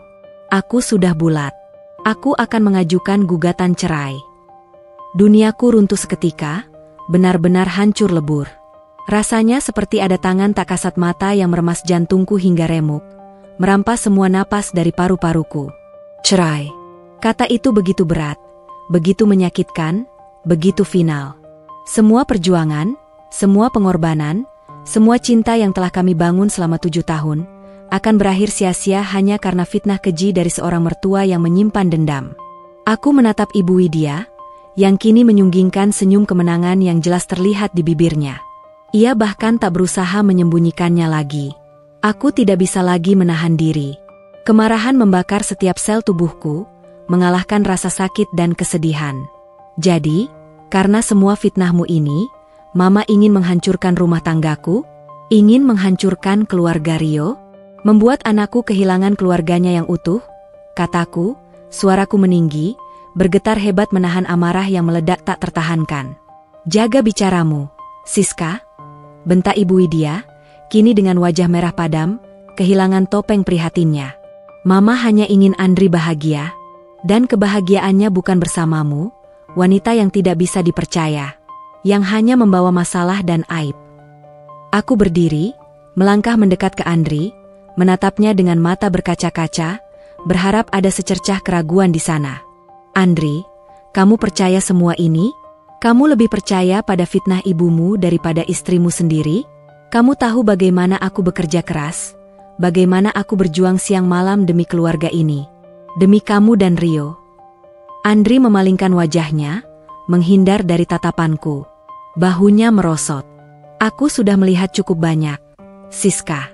Aku sudah yakin, ini yang terbaik untuk kita semua. Untuk Rio juga." Kata-kata itu adalah pukulan telak terakhir, menancap tepat di hatiku. Ia telah memilih. Ia telah sepenuhnya percaya pada kebohongan dan intrik ibunya. Air mataku mengalir deras. Namun kini bukan lagi air mata kesedihan semata, melainkan air mata kemarahan, frustrasi, dan sebuah tekad yang membaja. Ancaman perceraian ini, yang tadinya hanya bayangan mengerikan, kini telah nyata di depan mata. Aku tahu aku tidak bisa menyerah begitu saja. Aku akan berjuang. Aku akan membuktikan kebenaran. Dan aku akan memastikan bahwa keadilan akan ditegakkan, tidak peduli seberapa besar harga yang harus kubayar, tidak peduli seberapa menyakitkan proses ini. Mereka tidak bisa menghancurkan hidupku begitu saja. Malam setelah Andri menyatakan niatnya untuk mengajukan gugatan cerai, adalah titik balik dalam hidupku. Air mata sudah kering, digantikan oleh bara api kemarahan dan tekad yang membara. Aku tidak bisa lagi menjadi Siska yang pasif, yang hanya menerima setiap tuduhan dan sindiran. Kini, aku adalah Siska yang akan berjuang, bukan hanya demi diriku, tapi demi masa depan Rio, dan demi membersihkan nama baikku. Pertarungan ini bukan hanya tentang mempertahankan pernikahan, tapi juga tentang menegakkan kebenaran. Keesokan paginya, aku bangun lebih awal dari biasanya. Bukan untuk bekerja, tapi untuk merencanakan langkah selanjutnya. Otakku berputar cepat, menyusun strategi. Pertarungan hukum ini membutuhkan bukti, fakta, dan saksi yang kuat. Langkah pertamaku adalah mencari seorang pengacara. Aku menghubungi Rina, sahabatku di kantor, yang kebetulan punya kenalan di firma hukum. Ia adalah satu-satunya orang yang kupercaya saat ini. Aku menemuinya di sebuah kafe di luar jam kerja, menceritakan semua yang terjadi, dari bisikan Ibu Widya hingga perangkap maya yang membuat Andri percaya pada fitnah. Rina mendengarkan dengan saksama, matanya memancarkan simpati dan kemarahan. "Siska, ini gila. Aku tidak percaya ibu mertuamu bisa sejahat itu," serunya, mengepalkan tangan. "Tenang, aku akan membantumu. Aku kenal seorang pengacara perceraian yang sangat handal, namanya Bu Fatma. Dia tegas dan sangat profesional. Aku akan mengatur pertemuan untukmu secepatnya." 2 hari kemudian, aku bertemu dengan Bu Fatma di kantornya. Wanita parubaya itu memiliki aura yang kuat, matanya tajam dan penuh pengalaman. Aku menceritakan kronologi kejadian dengan detail, menunjukkan setiap pesan singkat Andri yang berubah dingin, menjelaskan bagaimana Ibu Widya secara sistematis meracuni pikirannya, dan terutama, tentang tangkapan layar Doni kontraktor yang palsu. Bu Fatma mendengarkan tanpa interupsi. Ketika aku selesai, ia mengangguk-angguk. "Kasus seperti ini memang sulit, Siska. Terutama karena melibatkan mertua yang secara aktif melakukan provokasi dan manipulasi. Tapi jangan khawatir, kita akan hadapi. Kuncinya adalah bukti otentik dan kesaksian yang kredibel." Ia menjelaskan langkah-langkah hukum yang harus kuambil. Pertama, kita harus mengumpulkan semua bukti yang bisa menyangkal tuduhan perselingkuhan. Ia menyarankanku untuk 1. Mengumpulkan semua jadwal kerja lemburku, termasuk surat keterangan dari kantor, catatan absensi, dan email komunikasi dengan klien atau tim. 2. Mencari saksi dari kantor yang bisa membenarkan jam kerjaku, terutama rekan kerja yang sering lembur bersamaku, atau bahkan Bapak Tony, direktur klien utama, jika memungkinkan. 3. Memeriksa lokal dan chat ponselku untuk membuktikan bahwa tidak ada komunikasi mencurigakan dengan Doni kontraktor atau pihak ketiga lainnya. 4. Mencari bukti bahwa Ibu Widya melakukan manipulasi atau rekayasa. Ini yang paling sulit, Bu Fatma mengakui. Namun, ia menyarankanku untuk mencoba merekam percakapan dengan Ibu Widya jika ada indikasi ia akan kembali memfitnah. "Saya tahu ini tidak mudah, Siska," kata Bu Fatma dengan nada empatik. "Tapi kita harus siap. Persiapkan dirimu secara mental. Ini akan jadi pertarungan yang panjang dan melelahkan." Pulang dari pertemuan dengan Bu Fatma, aku merasa sedikit lega. Setidaknya, aku punya arah. Aku mulai mengumpulkan semua dokumen yang kubutuhkan. Aku meminta surat keterangan dari HRD tentang jam lemburku, printout absensi, dan daftar proyek yang kutangani. Aku juga mulai meninjau ulang semua pesan di ponselku, mencari hal-hal yang bisa menjadi bukti kebersihanku. Namun, mengumpulkan bukti tentang rekayasa Ibu Widya adalah tantangan terbesar. Aku tidak bisa secara terang-terangan merekamnya. Tapi aku harus pintar. Aku mengingat kembali kejadian mobil mewah yang dicurigai Ibu Widya. Aku menghubungi sopir kantor, Pak Budi, dan meminta kesediaannya untuk bersaksi jika diperlukan. Ia setuju. Aku juga mencoba mencari tahu siapa saja tetangga yang mungkin melihat kejadian-kejadian yang disebut Ibu Widya sebagai bukti. Aku juga mulai mengubah perilakuku di rumah. Aku tetap profesional dan sopan, tapi tidak lagi berusaha mencari perhatian Andri. Aku tahu, ia sudah terlalu jauh tenggelam dalam kepercayaannya pada ibunya. Aku fokus pada Rio, menghabiskan setiap momen yang kumiliki bersamanya. Aku mempersiapkan diri untuk kemungkinan terburuk. Hidup tanpanya, meskipun hati ini menolak. Pertarungan ini bukan lagi tentang membuktikan cintaku pada Andri. Ini tentang membuktikan kebenaran. Dan aku akan melakukannya di panggung yang paling krusial, ruang sidang. Aku akan melawan fitnah ini dengan segenap kekuatanku. Aku akan menunjukkan siapa sebenarnya yang pantas dipercaya. Hari yang kutunggu sekaligus kutakuti itu akhirnya tiba. Udara pagi terasa dingin, menusuk hingga ke tulang, seolah mencerminkan kegugupan yang merayapi seluruh tubuhku. Pukul 9 pagi, aku sudah duduk di ruang tunggu Pengadilan Agama Jakarta Selatan. Jantungku berdebar tak karuan, seperti genderang perang yang ditabuh cepat. Meski sudah mempersiapkan diri secara mental, ada rasa takut yang merangkak. Ini bukan hanya tentang nasib pernikahanku, tapi juga tentang reputasiku, dan yang paling penting, masa depan Rio. Aku mengenakan blus putih polos dan rok pensil hitam, mencoba memancarkan ketenangan dan profesionalisme, meskipun di dalam, aku merasa ingin berteriak. Rambutku kuikat rapi, wajahku tanpa polesan riasan berlebihan. Aku ingin tampil jujur dan apa adanya. Di sampingku, Bu Fatma, pengacaraku, duduk dengan tenang. Aura profesionalismenya sedikit menular, memberiku kekuatan. Di tangannya, sebuah briefcase hitam berisi semua bukti yang telah kami kumpulkan.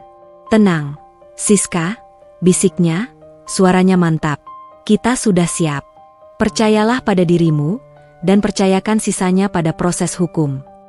Aku mengangguk, mencoba mengambil napas dalam-dalam. Aku melihat sekeliling. Beberapa pasangan lain juga menunggu di ruang ini. Wajah mereka memancarkan campuran kesedihan, kemarahan, dan keputusasaan. Setiap kasus punya ceritanya sendiri, tapi aku yakin, tidak ada yang sekejam intrik mertuaku. Tak lama kemudian, nama kami dipanggil. Sidang cerai nomor perkara 123 PDTG 2025 Pak JS, antara Siska Herawati binti Hermawan sebagai tergugat, dan Andri Saputra bin Budi sebagai penggugat, dilanjutkan. Aku melangkah masuk ke ruang sidang yang terasa dingin dan formal. Mejaku berada di sisi kiri. Di seberang, Andri sudah duduk di kursi penggugat, ditemani oleh seorang pria parubaya yang kuduga adalah pengacaranya. Di samping Andri, dengan tatapan sombong yang tak bisa ia sembunyikan, duduklah Ibu Widya. Ia mengenakan kebaya modern berwarna cerah, seolah ia datang ke acara pesta, bukan sidang perceraian. Matanya menatapku dengan kilatan kemenangan. Aku menatap Andri. Wajahnya datar, namun matanya memancarkan kekecewaan yang mendalam. Atau setidaknya, itulah yang ingin ia perlihatkan. Ia sama sekali tidak menoleh padaku. Aku tahu, ia masih sepenuhnya termakan oleh semua kebohongan ibunya. Hakim ketua duduk di tengah, diapit oleh hakim anggota di kiri dan kanan. Suasana di ruang sidang terasa begitu tegang. Baiklah, saudara penggugat, apakah Anda siap untuk menyampaikan gugatan Anda? Tanya hakim ketua dengan suara berat. Pengacara Andri berdiri. Siap, Yang Mulia. Klien kami, Bapak Andri Saputra, mengajukan gugatan cerai terhadap saudari Siska Herawati dengan alasan adanya perselingkuhan yang dilakukan oleh tergugat, yang telah menyebabkan retaknya rumah tangga dan hilangnya keharmonisan. Pengacara itu mulai membacakan detail gugatan, yang sebagian besar adalah versi karangan Ibu Widya. Ia menyebutkan tentang jam kerja lemburku yang mencurigakan, pertemuan-pertemuan dengan klien atau rekan kerja pria yang ia interpretasikan sebagai kencan, hingga bukti tangkapan layar percakapan dengan Doni kontraktor yang tidak pernah ada. Setiap kalimat yang ia lontarkan terasa seperti tusukan pisau. Aku harus menahan diri untuk tidak membantah, mengingat nasihat Bu Fatma untuk tenang dan menunggu giliranku. Ibu Widya sesekali mengangguk-angguk, seolah membenarkan setiap tuduhan. Bahkan ia sempat tersenyum sinis kepadaku. Andri hanya diam, menunduk, sesekali melirik ibunya, seolah mencari dukungan. Apakah ada bukti yang ingin disampaikan, saudara penggugat? Tanya hakim. Ada, Yang Mulia, kata pengacara Andri. Ia lalu meminta seorang staf menyerahkan beberapa lembar foto yang buram. Ini adalah foto-foto saudari Siska bersama seorang pria di sebuah kafe. Ini membuktikan bahwa ia sering bertemu dengan pria lain di luar pekerjaan. Aku menatap foto itu. Itu adalah foto pertemuan proyekku dengan Bapak Tony dan timnya. Foto yang sama persis dengan yang Ibu Widya tunjukkan di rumah. Jantungku berdebar kencang, tapi aku tersenyum tipis. Ini adalah salah satu bukti yang sudah kami antisipasi. Baiklah, bukti diterima. Saudara tergugat, apakah Anda ingin menyampaikan tanggapan atas gugatan ini? Giliran hakim menatapku. Bu Fatma berdiri. Siap, Yang Mulia. Klien kami, saudari Siska Herawati, menolak keras semua tuduhan perselingkuhan yang disampaikan penggugat. Semua tuduhan itu adalah fitnah yang tidak berdasar, yang sengaja diciptakan oleh pihak ketiga untuk menghancurkan rumah tangga klien kami. Ruang sidang sedikit bergemuruh. Andri dan Ibu Widya menatap kami dengan terkejut. Bu Fatma melanjutkan, kami akan membuktikan bahwa klien kami adalah istri yang setia dan pekerja keras. Dan kami juga akan membuktikan adanya manipulasi dan rekayasa bukti yang dilakukan oleh pihak yang berambisi menghancurkan pernikahan klien kami. Wajah Ibu Widya memucat. Ia menatap Bu Fatma dengan tatapan tajam, namun kali ini ada sedikit ketakutan di matanya. Andri terlihat bingung, ia menoleh pada ibunya, lalu padaku. Baiklah, kata hakim. Sidang akan dilanjutkan dengan agenda pembuktian. Saudari tergugat, apakah Anda siap dengan bukti-bukti Anda? Aku menatap Andri, lalu beralih ke Ibu Widya yang kini tampak gelisah. Bibirku membentuk senyuman tipis, senyuman yang penuh tekad. Siap, Yang Mulia, kataku dengan suara mantap, mengangguk pada Bu Fatma. Tirai panggung pengadilan telah terbuka. Pertarungan sesungguhnya baru saja dimulai. Aku akan memastikan, kebenaran akan bersinar terang di ruangan ini. Persidangan berlanjut di minggu berikutnya. Ruang sidang kembali dipenuhi ketegangan. Setelah pengacara Andri menyampaikan gugatannya, kini giliran Bu Fatma untuk memulai pembelaan. Namun, sebelum kami bisa membongkar kebohongan Ibu Widya, pihak Andri meluncurkan serangan balik yang tak terduga. Yang Mulia Hakim, pengacara Andri berdiri, suaranya lantang. Kami juga ingin menghadirkan saksi untuk memperkuat bukti-bukti kami tentang dugaan perselingkuhan yang dilakukan tergugat. Jantungku berdebar kencang. Saksi? Siapa? Aku menoleh ke arah Andri dan Ibu Widya. Keduanya memasang ekspresi datar, seolah sudah merencanakan ini. Hakim ketua mengangguk. Silakan hadirkan saksi Anda. Seorang pria muda, berkemeja rapi namun wajahnya terlihat tegang, melangkah masuk ke ruang sidang. Mataku menyipit. Aku tidak mengenalinya. Ia duduk di kursi saksi. Silakan perkenalkan diri Anda dan apa hubungan Anda dengan para pihak, kata hakim. Nama saya Doni. Saya kenalan dekat Ibu Siska, kata pria itu, suaranya sedikit ragu pada awalnya, tapi kemudian menjadi lebih mantap saat ia melirik ke arah Ibu Widya yang memberinya isyarat kecil. Doni. Namanya sama dengan kontak palsu yang Ibu Widya ciptakan di tangkapan layar. Aku menatap Bu Fatma, dan ia memberikan isyarat agar aku tetap tenang. Ini adalah jebakan baru.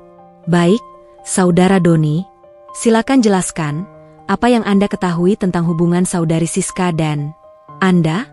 Tanya pengacara Andri, nadanya penuh penekanan. Doni menarik napas dalam-dalam. Saya sering bertemu dengan Ibu Siska di luar jam kantor. Kadang makan siang, kadang sekadar ngopi. Saya merasa dia memberikan perhatian lebih kepada saya. Dia sering curhat tentang masalah rumah tangganya. Ruang sidang hening.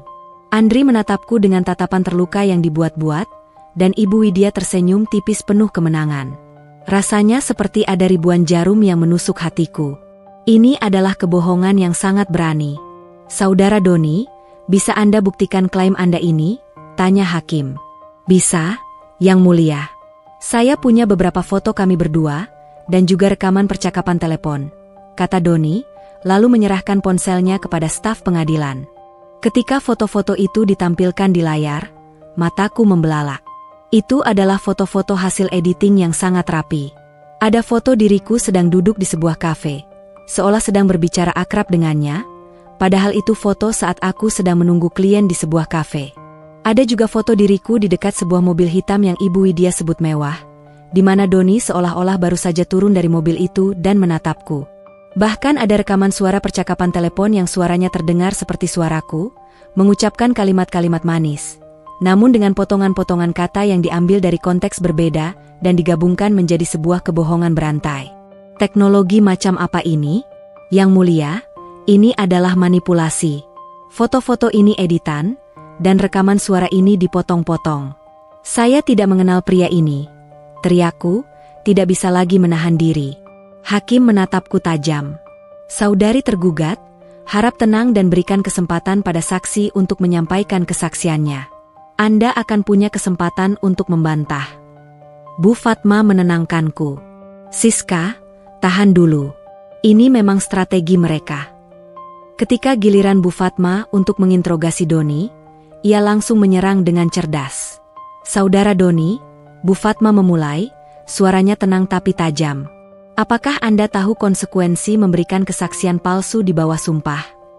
Doni sedikit pucat. Saya bersaksi jujur, Bu." "Benarkah? Anda mengatakan saudari Siska sering curhat pada Anda. Kapan terakhir kali Anda bertemu langsung dengannya di luar kantor?" Doni terdiam, bingung. Ia melirik Ibu Widya, yang memberinya isyarat mata. Beberapa minggu yang lalu, Bu." "Di mana?" Di kafe dekat kantornya." "Kafe yang mana? Tolong sebutkan nama kafenya," Bu Fatma mendesak. Doni ragu-ragu. Saya lupa nama kafenya, Bu. Banyak kafe di sana." "Jadi Anda sering bertemu, tapi nama kafenya saja Anda lupa? Aneh sekali," Bu Fatma mencibir pelan. "Lalu, Anda mengatakan memiliki hubungan dekat dengan saudari Siska. Bisakah Anda sebutkan tanggal lahirnya? Atau warna kesukaannya? Atau nama lengkap orang tuanya?" Doni gelagapan. Ia tidak bisa menjawab satupun. Keringat mulai membasahi dahinya. Ia terus melirik Ibu Widya, yang kini tampak panik. "Yang mulia," kata Bu Fatma tegas, "jelas sekali saksi ini tidak mengenal klien kami secara personal, apalagi memiliki hubungan khusus. Kesaksiannya ini adalah kebohongan berantai yang disusun rapi, didukung oleh bukti-bukti digital yang direkayasa." Andri menatap Doni dengan tatapan curiga. Ia mulai melihat kejanggalan dalam kesaksian yang diberikan. Ibu Widya kini terlihat sangat gelisah. Ia berbisik-bisik kepada pengacara Andri. Hakim ketua menatap Doni dengan tatapan menyelidik. "Saudara Doni, Anda akan diminta untuk menghadirkan bukti asli foto dan rekaman itu, termasuk metadata dan bukti original filenya. Jika terbukti ada manipulasi, Anda bisa didakwa dengan pasal kesaksian palsu." Doni pucat pasi. Ia menunduk, tidak berani menatap siapapun. Melihat ekspresi Andri yang mulai ragu dan kegelisahan Ibu Widya, "Aku tahu ini adalah celah kami. Kebohongan yang mereka ciptakan telah menjadi bumerang bagi mereka sendiri. Panggung pengadilan kini menjadi tempat di mana semua kebenaran akan terungkap, bahkan kebenaran yang paling pahit sekalipun." Bu Fatma tidak membuang waktu. Setelah terkuaknya kejanggalan pada kesaksian Doni, ia meminta izin untuk memutar sebuah rekaman. Ruang sidang hening. Rekaman suara itu diputar. Itu adalah suara Ibu Widya, berbicara dengan seseorang yang tidak dikenal, dengan jelas merencanakan manipulasi bukti dan memfitnahku. Suara Ibu Widya terdengar licik, bahkan ada kalimatnya yang menyebutkan jumlah uang yang ia berikan kepada Doni. Andri terkesiap, wajahnya memucat.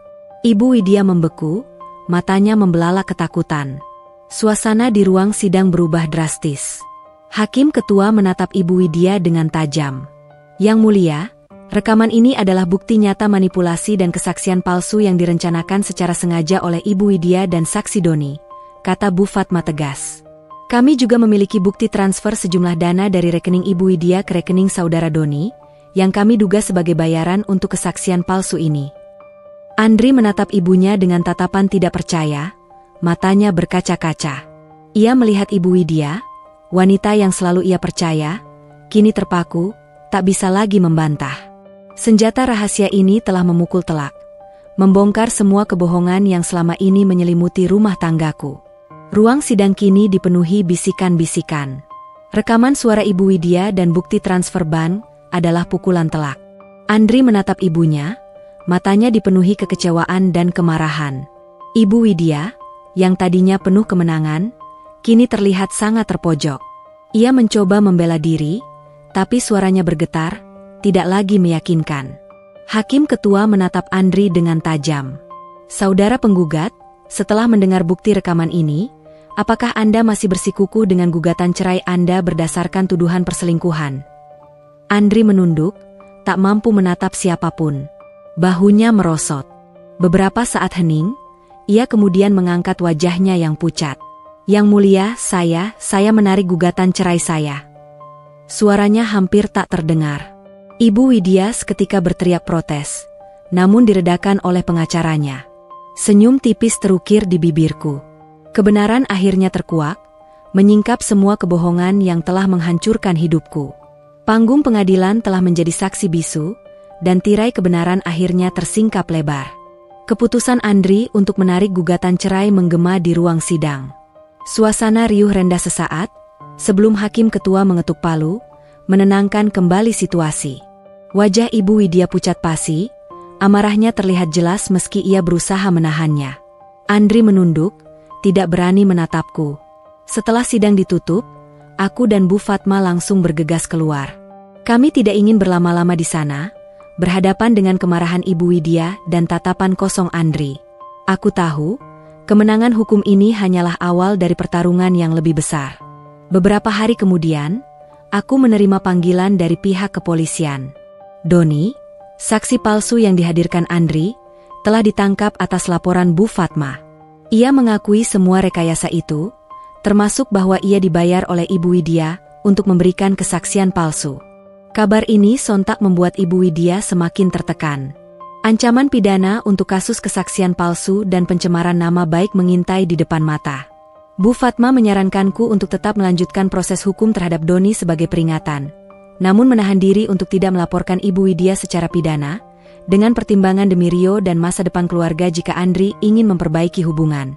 Pertemuan serius antara aku, Andri, dan Ibu Widya pun terjadi di rumah. Andri terlihat sangat terpukul dan malu. Ia meminta maaf kepadaku, dengan suara pelan dan bergetar, atas semua keraguan dan kepercayaan butanya pada ibunya. Aku melihat penyesalan tulus di matanya. Ia bahkan berjanji akan membela diriku di hadapan ibunya, dan memastikan kejadian serupa tidak terulang. Ibu Widya, di sisi lain, masih menunjukkan penolakan. Ia membentak, menyalahkan, dan bahkan mencoba mengancamku. Namun Andri kini berdiri di antara kami, membela diriku. Siska tidak bersalah. Mama yang sudah keterlaluan, kata Andri tegas pada ibunya. Itu adalah pertama kalinya Andri membantah ibunya di depanku dengan begitu jelas. Aku tahu, butuh waktu untuk membangun kembali kepercayaan yang sudah hancur lebur. Luka itu masih menganga lebar. Namun, setidaknya, ada kemauan dari Andri untuk memperbaikinya. Beberapa minggu berlalu. Andri dan aku mulai berusaha keras untuk memperbaiki hubungan kami. Kami memutuskan untuk mengikuti sesi konseling pernikahan. Awalnya sulit. Masih ada ganjalan, masih ada rasa sakit. Tapi kami berdua berkomitmen untuk memperjuangkan rumah tangga ini demi Rio. Konselor membantu kami untuk berkomunikasi lebih terbuka, menyampaikan rasa sakit, dan membangun kembali fondasi kepercayaan yang sudah goyah. Andri mulai memahami tekanan pekerjaanku, dan aku berusaha meluangkan lebih banyak waktu untuknya dan Rio. Peran Ibu Widya di rumah juga mulai berubah. Setelah kasus Doni mencuat dan Andri semakin menjauh darinya, ia terlihat lebih tenang, meskipun masih ada gurat kekecewaan di wajahnya. Ia tidak lagi melancarkan serangan verbal terang-terangan kepadaku. Mungkin ia takut akan konsekuensi hukum, atau mungkin ia menyadari bahwa ia telah kehilangan kendali atas Andri. Hubunganku dengan Andri memang belum kembali seperti sedia kala, belum sehangat dulu. Masih banyak pekerjaan rumah yang harus kami lakukan. Tapi, setidaknya, tirai gelap yang menyelimuti kami telah terbuka. Kebenaran telah terkuak, dan kami sedang memulai babak baru, yang penuh tantangan, namun juga penuh harapan. Keputusan Andri menarik gugatan cerai dan terkuaknya kebenaran di ruang sidang memang menjadi titik balik, namun bukan akhir dari perjuangan. Retakan di dinding rumah tangga kami masih ada, bahkan terasa lebih jelas kini setelah kebohongan itu terungkap. Namun, yang berbeda adalah, kini ada kemauan untuk menambal retakan itu, untuk membangun kembali, meskipun harus dimulai dari puing-puing. Minggu-minggu setelah persidangan adalah masa-masa yang berat. Andri masih bergumul dengan rasa bersalah dan penyesalan yang mendalam. Ia sering terlihat melamun, dan beberapa kali kudapati matanya memerah. Ia bahkan mulai berani menghadapi Ibu Widya, meskipun tidak setiap kali. Diskusi kami, yang awalnya terasa kaku dan canggung, perlahan mulai mengalir. Kami sepakat untuk memulai konseling pernikahan, sebuah langkah besar yang kuharapkan bisa menjadi jembatan antara kami. Sesi konseling pertama terasa seperti mengeluarkan duri satu persatu dari luka yang membusuk. Kami bicara tentang kesibukanku, tentang perasaan terabaikan Andri, dan tentu saja, tentang intervensi Ibu Widya. Aku menyampaikan rasa sakitku atas kecurigaannya, atas kepercayaannya pada fitnah yang tak berdasar. Andri mengakui kesalahannya, bagaimana ia terlalu mudah dipengaruhi, dan bagaimana ia tidak membelaku. Ada air mata dari kedua belah pihak. Konselor membantu kami melihat perspektif masing-masing, dan memahami bahwa komunikasi adalah kunci yang telah lama hilang. Perlahan, kami mulai membangun kebiasaan baru. Andri mencoba menjemputku sesekali dari kantor, meskipun hanya seminggu sekali. Ia mulai menghabiskan waktu di malam hari bersamaku dan Rio, membaca buku cerita sebelum tidur, atau sekadar menonton film bersama di ruang keluarga. Ia bahkan lebih sering bertanya tentang pekerjaanku, dan mendengarkan keluh kesahku tanpa menghakimi. Aku pun berusaha mengurangi jam lembur, sebisa mungkin. Jika harus lembur, aku akan mengabari Andri dan Rio dengan lebih sering, memastikan mereka tahu aku masih memikirkan mereka. Bagaimana dengan Ibu Widya? Perannya di rumah memang berubah drastis. Setelah kasus Doni yang menyeretnya dan ancaman pidana yang membayangi, ia menjadi lebih diam. Ia tidak lagi melontarkan sindiran atau tuduhan terang-terangan. Senyum dingin di bibirnya masih ada, tapi intensitasnya berkurang. Ia seperti sebuah tirai yang kini sedikit terbuka, menunjukkan kerapuhannya.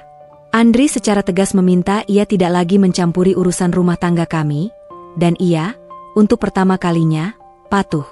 Aku tahu ia masih tidak menyukaiku, tapi setidaknya, kini ada batas yang jelas. Hubunganku dengan Andri belum kembali sepenuhnya seperti dulu. Luka yang diakibatkan oleh kecurigaan dan kebohongan itu memang meninggalkan bekas. Terkadang, aku masih merasa sedikit canggung, dan ia pun masih berjuang dengan rasa bersalahnya. Kepercayaan adalah bangunan yang runtuh dan harus dibangun ulang dari awal, batu demi batu, dengan kesabaran dan komitmen.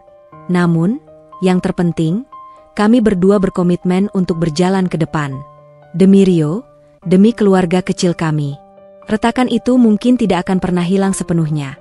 Tapi kami sedang berusaha menambalnya dengan kesabaran, pengertian, dan cinta yang lebih dewasa. Kami sedang mengukir jejak baru di atas retakan, berharap jejak itu akan menuntun kami pada sebuah masa depan yang lebih kokoh, harmonis, dan dipenuhi dengan kepercayaan yang tulus. Tamat.